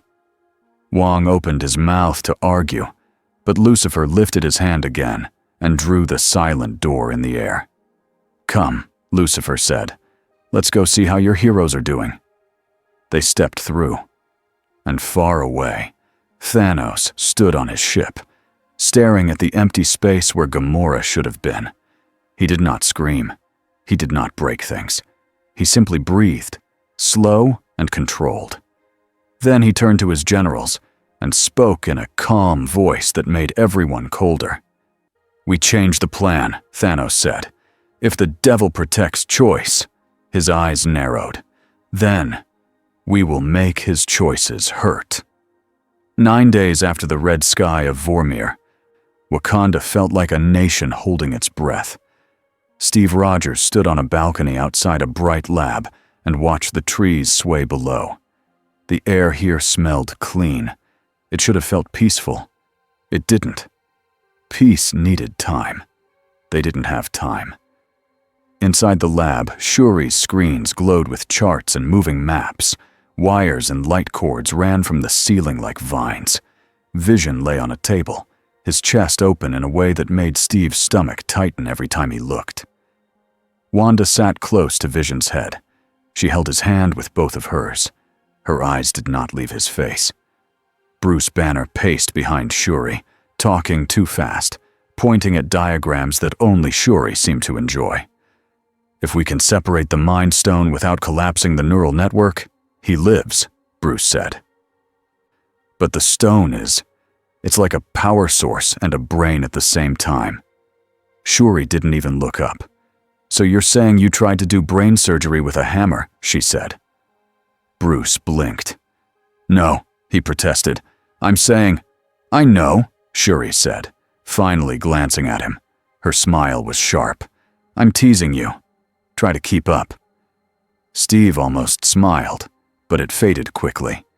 He looked toward the doorway. Lucifer stood there like he had been invited to a fancy event, hands in pockets. Calm. Clean. Too calm for a room full of fear. Steve still didn't like having him here. Steve didn't like that the room felt different when Lucifer entered, like the air was watching. Lucifer's eyes moved over the lab, over Vision's open chest, over Wanda's tight grip, over Shuri's machines. Then Lucifer spoke in the same quiet tone he always used, like this was a normal day. What do you truly want? He asked. Shuri didn't miss a beat. An answer, she said, preferably in numbers. Lucifer smiled, amused. You want certainty, he said. Shuri shrugged. Of course I do, she replied. Certainty keeps people alive. Lucifer walked closer, stopping near the table without touching anything.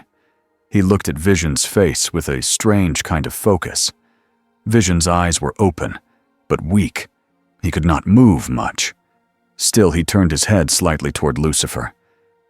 You're the one, Vision said quietly. The one they won't explain. Lucifer nodded like he accepted the description. And you're the one built to be a thing, Lucifer said, who insists on being a person. Wanda's eyes snapped to Lucifer. Don't, she warned, voice shaking. Lucifer met her gaze gently. I'm not insulting him, Lucifer said. I'm noticing him. Steve stepped forward. We're working, Steve said, firm. If you're not here to help, stay out of the way. Lucifer looked at Steve with mild interest. You want control, Lucifer said. Steve's jaw clenched. I want safety, he corrected. Lucifer's smile was small. Same argument again, he said, like he'd heard it from 1,000 worlds. Bruce cleared his throat, trying to keep this from turning into a fight.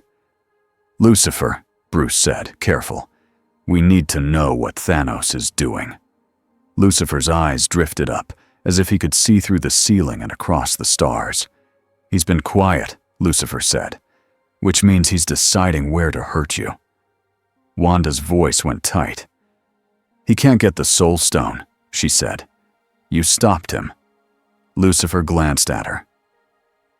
I stopped one path, he said. He will build another. Steve hated how calm Lucifer was when he said that. Then a guard ran into the lab, breathless.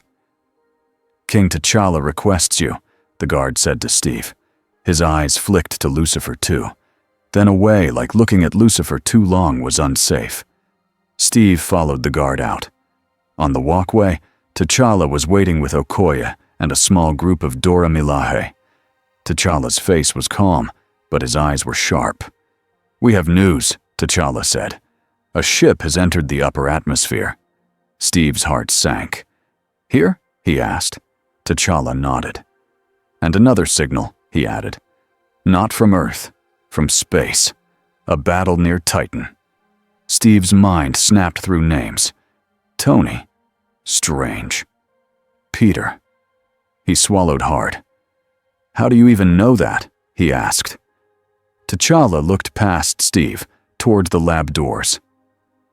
"Because your guest," T'Challa said carefully, "informs my sister's instruments without touching them." Steve turned. Lucifer was standing in the doorway again. He hadn't moved loudly. He never did. "They found Thanos," Lucifer said. "Or he's found them." Steve's voice came out rough. "We need Tony back," he said. Lucifer's eyes stayed calm. "He won't come back the same," Lucifer replied. Steve felt anger rise. "Stop talking like that," he snapped. Lucifer's gaze held him. "Stop living like you can afford hope without cost," Lucifer said softly. Steve wanted to hate him. It was easy to hate someone who sounded like a warning, but Steve also knew something else now. Lucifer was not afraid. Steve looked at T'Challa. "Prepare defenses," Steve said. "All of them." T'Challa nodded once. "We are ready," he said. Steve turned back toward Lucifer. "Can you get to Titan?" Steve asked. Lucifer smiled slightly. "Yes," he said. "Then go," Steve said. "Help them." Lucifer's eyes narrowed just a fraction. "Do you want me to save them?" he asked. "Or do you want me to win?" Steve froze. He didn't like the question because it didn't have one clean answer. "I want them alive," Steve said. Lucifer nodded. "That's an answer," he said. He opened one of his silent doors in the air. Cold starlight spilled out. He stepped through. The door closed behind him like a blink. Steve stood there staring at empty air, feeling a strange dread. Because if Lucifer was going to Titan, then whatever was happening there had become important enough to pull him away from Earth. Tony Stark's suit was patched with ugly emergency lines. He'd welded parts of alien metal to his own armor just to keep it running. Nothing about Titan felt like a win. Titan was quiet, dead, and covered in dust. The sky was a dull brown. The ruins looked like bones. Tony stood with Dr. Strange, Peter Parker, and the Guardians of the Galaxy. They were all spread out among broken pillars and cracked stone, hiding behind cover they didn't trust. Star-Lord kept talking to fill the silence. "Okay, so," he whispered. "The plan is we punch him, we grab the glove, and then we do..." "What? We throw it into space?" Tony stared at him. "You have a plan that begins with, 'We punch him,'" Tony said flatly. Star-Lord shrugged. "It's worked before," he said. Strange didn't look at either of them. His eyes were half-lidded, focused inward. Tony knew that look now. It meant Strange was thinking about time. About futures, about choices. Peter shifted from foot to foot, nervous. "Mr. Stark," Peter whispered, "is Lucifer coming?" Tony's mouth tightened. "I don't know," he said. Then, quieter. "I don't trust that guy." Strange's voice was calm. "You don't have to trust him," Strange said. "You have to understand what he refuses to do." Tony huffed. "Yeah," he muttered. "Help."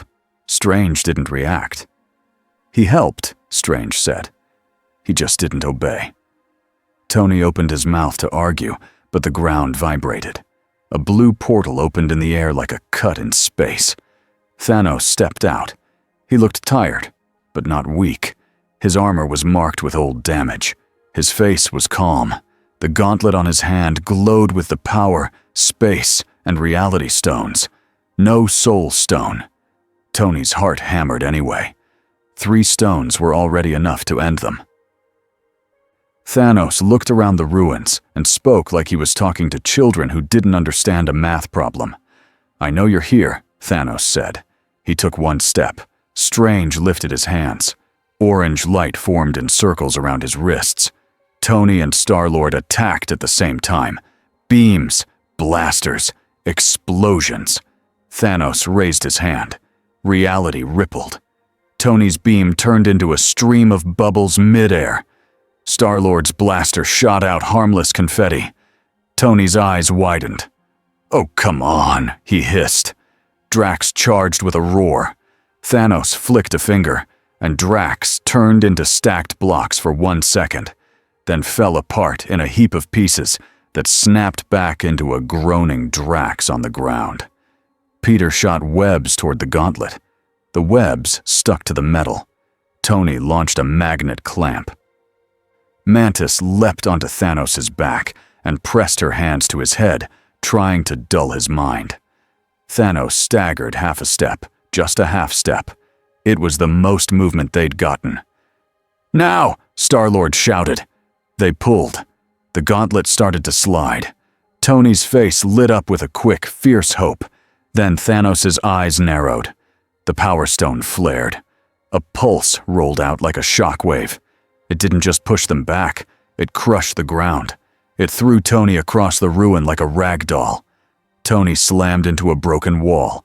His suit screamed warnings. His ribs felt like they'd been punched from the inside. Peter cried out and swung away to avoid being smashed. Strange formed a shield that cracked under the pressure but held. His cloak whipped in the wind of power. Thanos grabbed Star-Lord by the throat and lifted him, calm as ever. "Where is the girl?" Thanos asked. Star-Lord choked. "I don't know what you're talking about," he wheezed. Thanos' eyes went cold. "Gamora," he said. Tony pushed himself up, shaking. He realized something then. Thanos had come here for more than the Time Stone. He was angry. He had lost Gamora. He wanted her back. Strange's voice cut in. "She's not here," Strange said. Thanos turned his head slowly to look at Strange. "Then give me the Time Stone," Thanos said, "and I will find her." Strange's eyes narrowed. "No," he said. Thanos' grip tightened on Star-Lord. Star-Lord's face turned red. Tony's blood ran cold. He knew this move. A hostage. A corner. A forced choice. Thanos watched Strange, steady. "You care," Thanos said. "That is your weakness." Tony's mind flashed back to New York. To Lucifer refusing to act because he wouldn't steal a choice. This was the same kind of trap. Strange's face stayed calm, but his eyes flicked to Star-Lord, then to Tony, then to Peter. Strange was calculating. Tony shouted, "Don't you dare!" Thanos punched Tony with his free hand. Tony's head snapped to the side. Lights burst behind his eyes. He almost blacked out. Thanos didn't even look at Tony afterward. He looked at Strange. "Time Stone," Thanos said again. Strange breathed in slowly. Then he did something Tony didn't expect. Strange's voice became gentle. "Tell me," Strange said. "What do you truly want?" Tony's eyes widened. It sounded like Lucifer. Thanos paused, just for a heartbeat. "I want what must be done," Thanos said. "That's not an answer," Strange replied, calm. "That's a shield." Thanos' gaze sharpened. "You waste time," he said. Strange nodded. "Yes," he said. "I do. Because time is the only thing I can spend that might save lives." Tony's heart hammered. Strange was steering the conversation, buying seconds. Then a door opened in the air behind Thanos. Not blue, not orange, silent. Lucifer stepped out onto Titan's dust, like he was walking into a quiet room. Tony's breath caught. "Oh, you've got to be kidding me," he whispered. Peter stared, wide-eyed. "He's really here," he said. Thanos didn't turn right away. He felt Lucifer. The air shifted around him. Then Thanos turned, slow, and faced him. Lucifer smiled, small and sharp. "Hello again," Lucifer said. Thanos' jaw tightened. "You," he said. Lucifer looked at the gauntlet. "Still missing one?" Lucifer said, almost casual. Thanos' eyes flashed. "You stole her," Thanos said. Lucifer lifted an eyebrow. I protected her choice, Lucifer corrected. You were about to throw her away like a coin. Thanos' voice was low and dangerous. You have no right, he said. Lucifer's smile faded. Neither do you, Lucifer replied. Strange kept his hands ready, but he didn't attack. He watched. Tony watched too, even though every part of him wanted to blast Lucifer and Thanos, both just to end the weirdness. Thanos raised the gauntlet, stones glowing. Do you think I can't fight you? Thanos asked. Lucifer's eyes stayed calm. I think you can try, Lucifer said. But I also think you came here for an offer. Thanos' face hardened. I came for my stones, he said. Lucifer stepped closer, not rushed. No, Lucifer said quietly. You came because you can't stand losing. Thanos' breath deepened.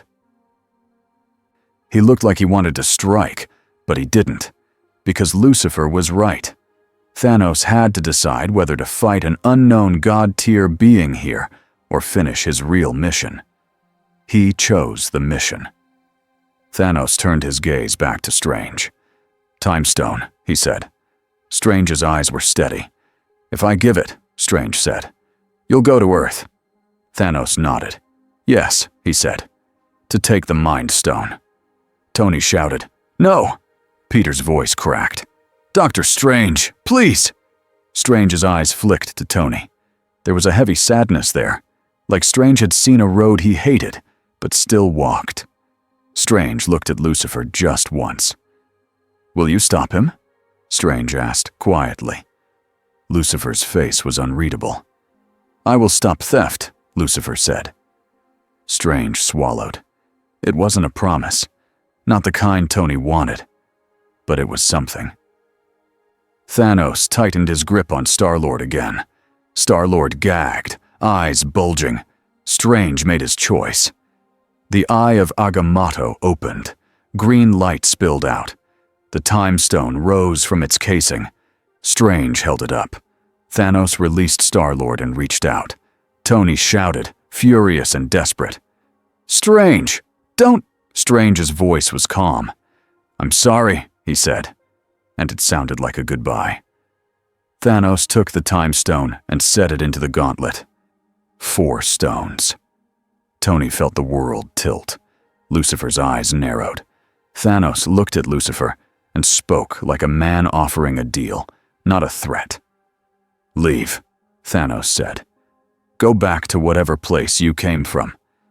I will finish this, and the universe will be quiet. You will not be bothered again. Tony stared. This was insane. Thanos was bargaining with Lucifer. Lucifer's smile was thin. Quiet, Lucifer repeated.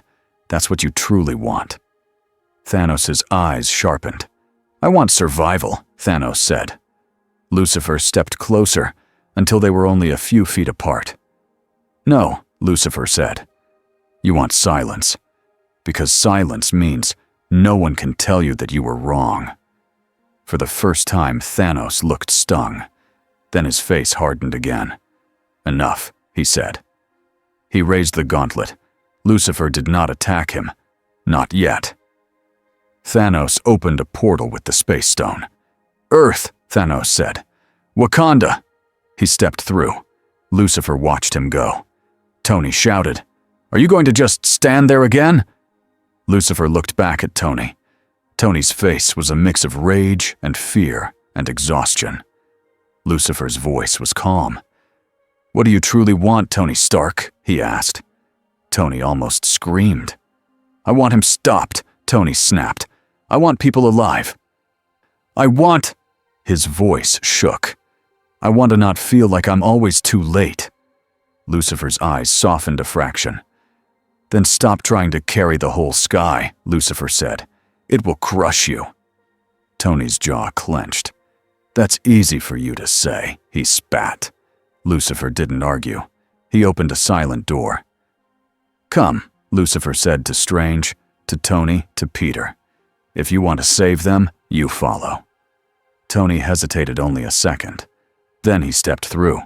The Wakandan shield lit up like a second sun when Thanos arrived. He didn't bring the whole army at first. He didn't need to. 4 stones were an army.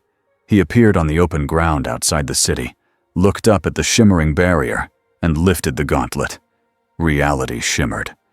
A section of the shield turned transparent for a moment, like glass becoming water.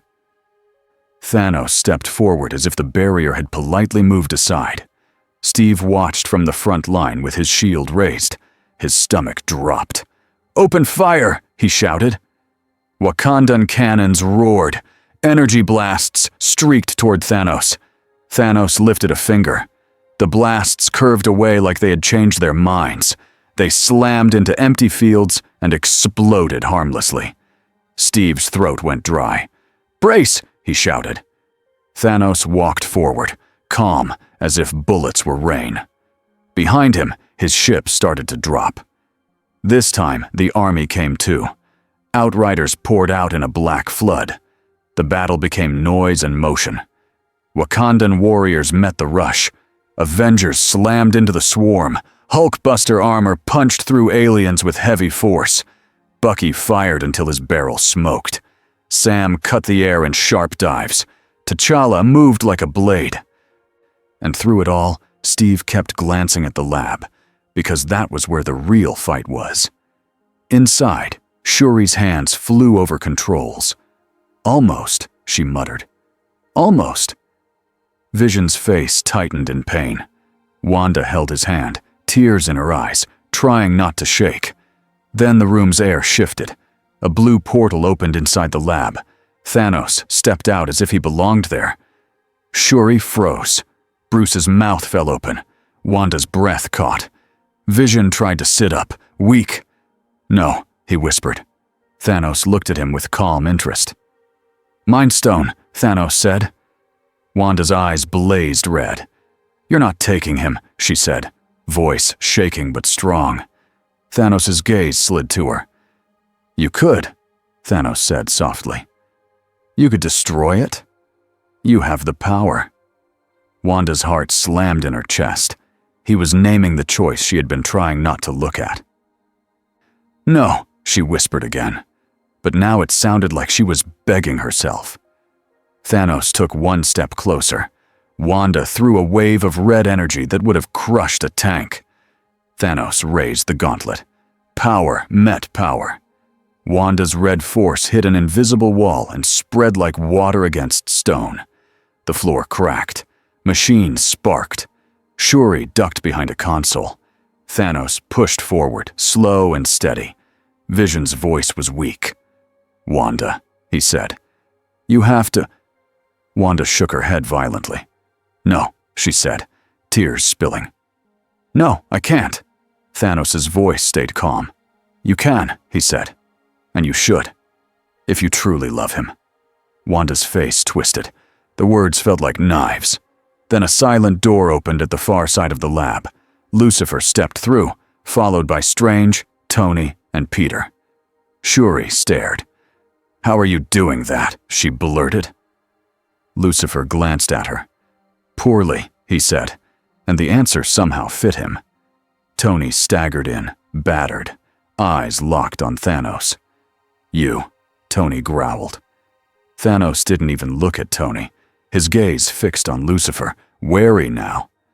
"You followed," Thanos said. Lucifer's eyes were bright. "Of course," Lucifer replied. "You came to steal a choice." Thanos' jaw tightened. "I came for a stone," he said. Lucifer stepped closer to the space between Thanos and Vision, like he was placing his body in the line, even though no weapon could truly hurt him. "A stone," Lucifer repeated. "That sits inside a person. That makes the stone part of the person. So taking it is not theft. It is murder." Thanos' eyes narrowed. "You speak of morality," he said, "but you refuse to act when action is needed." Lucifer's voice dropped. "I refuse to rewrite people," he said. "I do not refuse to stop you." Thanos raised the gauntlet again. Time flickered. The air around Thanos rippled green as he prepared to bend moments like paper. Lucifer lifted his hand, not striking, just setting a boundary. The lab's light steadied. The air became still. It felt like the room itself had been told, very clearly. No more cheating. Thanos' eyes narrowed. He tried to push time forward, then backward. Nothing moved. His time stone glowed, but the room did not obey. Tony stared. "What is he doing?" Tony whispered to Strange. Strange's eyes were wide with careful shock. "He's anchoring the moment," Strange murmured. "He's making it hard to steal time." Wanda stared at Lucifer, confused and desperate. "Why now?" she cried. "Why didn't you do this earlier?" Lucifer looked at her gently. "Because it must still be your choice," he said. Wanda's breath hitched. Vision looked at Wanda, pain and love in his eyes. "Wanda," he whispered, "I want you to live." Thanos' gaze slid to Wanda again. "Choose," Thanos said, voice soft and cruel. "Destroy the stone, or watch me take it." Wanda shook, sobbing. Her power swirled around her hands like a storm trying to become a shape. Lucifer stood still, not touching her mind, not pushing her hands, only watching. "What do you truly want?" Lucifer asked her, quiet. Wanda's voice broke. "I want him," she whispered. "I want him safe. I want a life that isn't pain." Lucifer nodded slowly. "And what does he want?" Lucifer asked. Wanda looked at Vision. Vision's eyes shone with tears he couldn't fully make. He still held her hand. "I want her to be free," Vision said. "Even from me," Wanda sobbed. "Don't say that," she begged. Vision's voice stayed gentle. "It's the truth," he said. Wanda's chest felt like it was splitting. Then she made the choice. She lifted both hands. Red energy wrapped around the Mind Stone in Vision's forehead, careful and exact. Vision gasped, but he didn't pull away. He didn't fight her. He stayed with her. Wanda's power tightened. The Mind Stone began to crack. Thanos roared and lunged forward. Lucifer's eyes flashed. Thanos stopped mid-step, like he had hit an invisible wall. Not a cage, not a prison, a boundary. "You don't cross," Lucifer said softly. Thanos strained. Power surged from the gauntlet. The floor shook. Lucifer didn't move. Wanda screamed through tears as she pushed harder. The Mind Stone shattered into bright fragments. Vision's body arched. Then it went still. Wanda collapsed onto him, sobbing like her heart had been torn out with her hands. The room went silent except for her crying. Even Thanos was still for a heartbeat, staring at what had happened. His face twisted with rage and loss. He lifted the gauntlet toward Vision's body. Green light flared. Time tried to move. Lucifer's hand rose again, calm and steady. "No," Lucifer said. The Time Stone pulsed. The room did not obey. Thanos' eyes widened. "You stopped time itself," he hissed. Lucifer's gaze was sharp. "I stop theft," he replied. "You are trying to erase her choice. You don't get to." Thanos' voice dropped to something like a growl. "Then you doom the universe," he said. Lucifer stepped closer. "No," he said. "You doom it. And then you blame everyone else." Thanos stared at Wanda on the table, broken with grief. For the first time, his plan had been blocked by something he couldn't brute force, and that made him dangerous in a new way. Thanos turned his gaze to Lucifer. "You want to protect choice," Thanos said. "Then choose." He lifted his other hand, and the Reality Stone glowed red. Outside the lab, the battlefield flashed in Lucifer's mind like a map. Steve fighting, T'Challa bleeding, soldiers dying by the second. Thanos' voice was low. "Leave this room," he said. "Let me take the stone's remains, and I will end this quickly. Or stay here and watch them die outside." Tony's breath caught. Strange's face tightened. Peter looked sick. It was a corner again. A forced choice, built from pain. Lucifer's eyes narrowed. "What do you truly want?" Lucifer asked Thanos, quiet. Thanos' jaw clenched. "I want it finished," he snapped. Lucifer's voice was calm. "No," he said. "You want to be the hand that closes the book, so no one can question you after." Thanos' eyes flashed with fury. Lucifer stepped even closer until the air between them felt tight. Then Lucifer did something Tony did not expect. He lowered his hand. The boundary in the room loosened just enough for one thing. Not time. Not reality. A door. Lucifer opened a silent door behind Thanos. Thanos turned his head, suspicious. Through the door was not a place. It was a feeling. A deep, empty quiet that wasn't peace.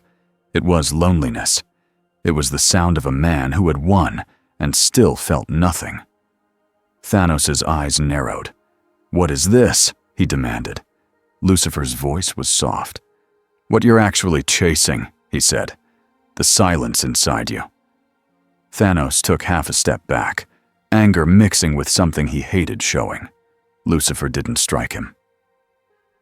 He didn't crush him. He offered him a mirror. "If you want quiet," Lucifer said, "walk through it.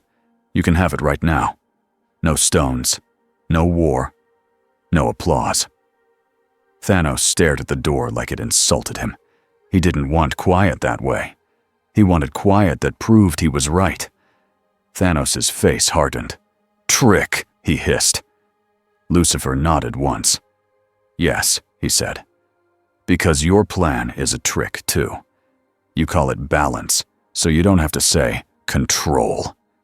Thanos roared and swung the gauntlet toward Lucifer. The Power Stone flared. The Ooter should have shattered mountains. Lucifer caught it with one hand, not like catching a punch, like catching a thought before it became a lie. The lab shook, but Lucifer's feet didn't move. Thanos' eyes went wide. His strength was real, but it was nothing compared to this. Lucifer leaned in slightly. "Enough," Lucifer said. Then Lucifer did something that felt like a decision, not an attack. He tapped the gauntlet with 2 fingers. The stones didn't explode. They didn't shatter.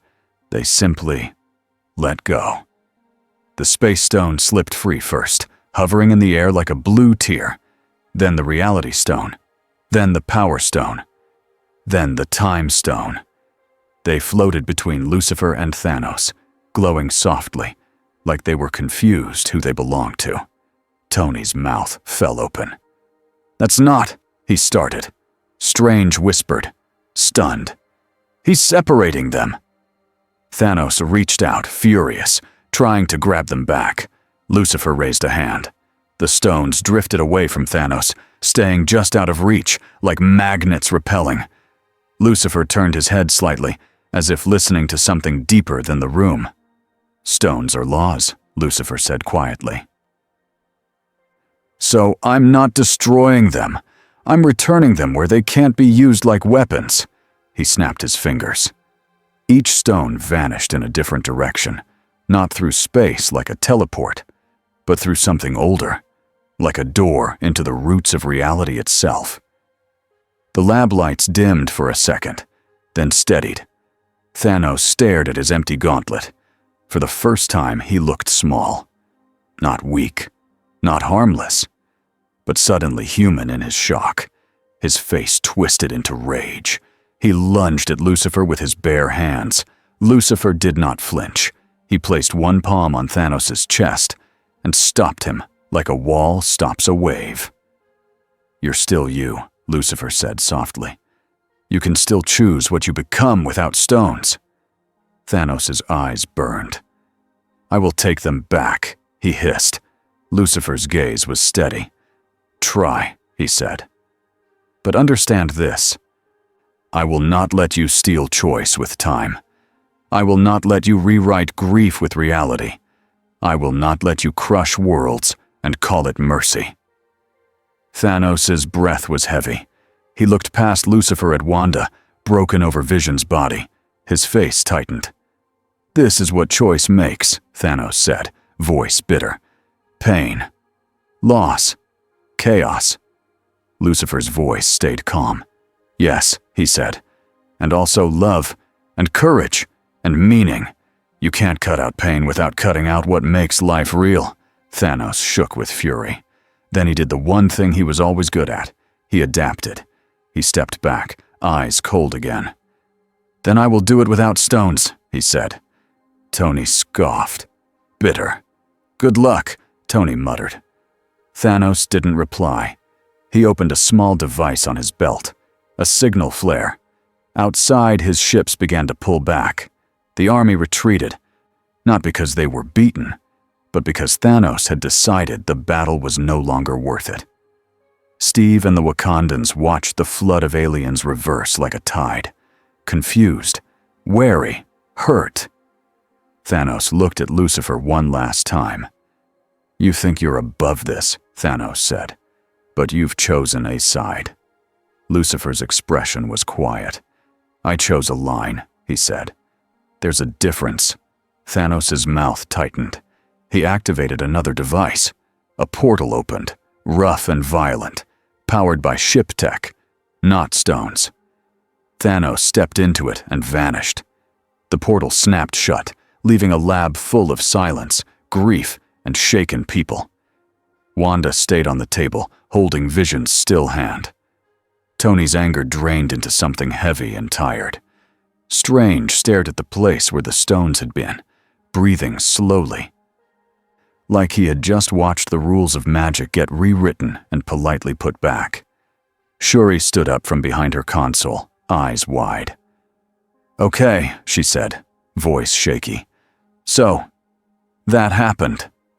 Peter looked at Lucifer with fear and awe mixed together.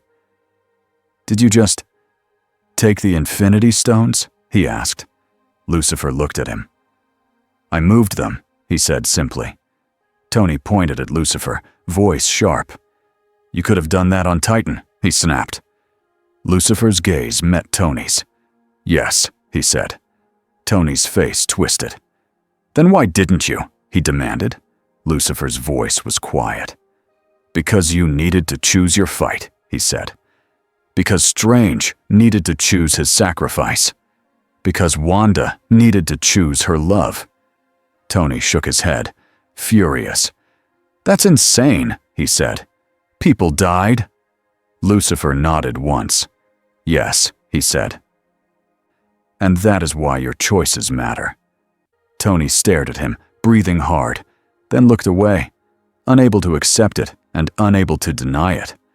Strange stepped forward, voice steady. "Where did you send them?" he asked. Lucifer's smile was small and careful. "Somewhere the universe will hold them," he said. "Not in a vault, not in a hand, not in a throne." Strange's eyes narrowed. "Can they be found?" he asked. Lucifer met his gaze. "Everything can be found," Lucifer said. "Eventually." Wong rushed into the lab then, bruised and breathing hard. He stopped short when he saw Vision's body and Wanda's collapse. Wong's face tightened with pain.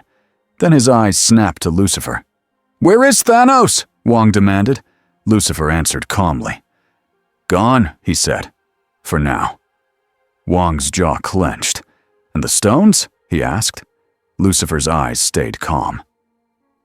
"Safe from him," he said. Wong wanted to argue. Steve could see it in his shoulders. But Wong looked at Wanda's grief and stopped himself. Outside, the battle noise faded. The air felt empty, like the world had just survived a disaster it didn't understand. Steve walked into the lab and looked at Vision's body. His throat tightened. He looked at Wanda and didn't know what to say. Then Steve looked at Lucifer.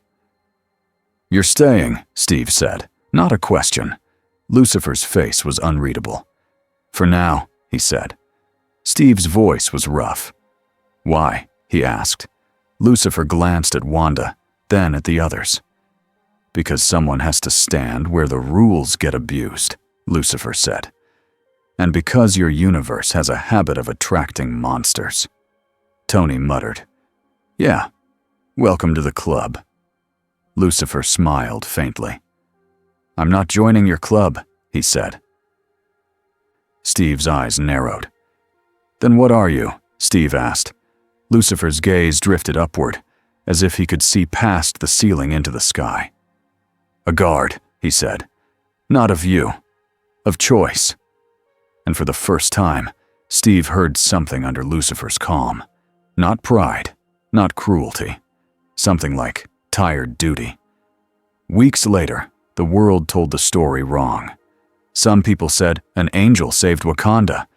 Some people said a demon stole the stones to become king. Some people said it was all a lie. Steve stopped listening to most of it. He didn't have the energy. On a quiet evening, Steve stood on a rooftop in Wakanda, where the air was warm and the stars were clear. The city below was rebuilding. Soldiers trained again. Children ran again. Life kept moving, even when it hurt. Lucifer sat on the ledge nearby like the drop didn't matter. He held a simple coin between his fingers, rolling it back and forth. He didn't need money. Steve knew that. It looked like Lucifer did it because the motion kept his hands busy. Steve didn't ask where Lucifer got the coin. He didn't want to know. For a long moment, neither of them spoke. Then Lucifer broke the silence, soft and almost casual. What do you truly want, Steve Rogers? He asked. Steve let out a slow breath. He was tired of that question. But he was also starting to understand why Lucifer asked it. I want my people safe, Steve said. I want the fighting to stop. I want to stop burying friends. Lucifer nodded once. Reasonable, he said. Steve frowned. What do you want? Steve asked back. Lucifer's eyes shifted to the stars. Peace, he said. Steve stared at him. Real peace? Steve asked. Lucifer's mouth twitched. Not Thanos' peace, Lucifer said. Not silence. Not emptiness. He rolled the coin once more, then stopped it on his thumb. I want a purpose that doesn't feel like a cage, Lucifer said quietly. Steve absorbed that. It sounded almost human. Below them, a small group of kids laughed as they chased each other. Their voices floated up, light and normal. Steve glanced down at them, then back at Lucifer. Vision chose, Steve said softly, more to himself than to Lucifer. Lucifer nodded. Yes, he said. And Wanda paid, Steve said. Lucifer's gaze stayed on the stars. Yes, he said again. Steve's throat tightened. Can you fix that? He asked, hating himself for hoping. Lucifer turned his head slightly. His eyes were bright but calm. I can change many things, he said. But if I erase the cost, I erase the choice. And then love becomes a trick. Steve looked away, jaw tight. I hate that, he admitted. Lucifer's smile was small and honest. So do I, he said. Another silence settled. It wasn't friendly, it wasn't hostile. It was just real. Then Steve asked the question he had been holding for days. Is Thanos coming back? Steve asked. Lucifer's coin rolled again. Yes, he said. Steve's shoulders tensed. With the stones? He asked. Lucifer's eyes stayed calm. Not soon, he said, but he will try. Steve swallowed. And what will you do? He asked. Lucifer looked at him, and for once, his voice held no teasing at all. I will stand where the theft begins, Lucifer said. I will stop the shortcuts that steal people's lives. I won't rule your world. I won't lead your team. I won't make you good. Steve nodded slowly. But you'll stop him, Steve said. Lucifer's gaze shifted back to the stars. I will stop what he tries to do with you, he said. The rest is still yours. Steve didn't like that answer, but he also knew it was the most honest one. Down below, Shuri's lab lights glowed late into the night, still working, still learning. Far away, Tony Stark built new armor, even with shaking hands. Dr. Strange watched the sky with eyes that didn't blink enough. Wong trained new sorcerers with anger turned into discipline. Wanda sat alone some nights, holding pain like a stone in her chest, refusing to let it turn her into a monster.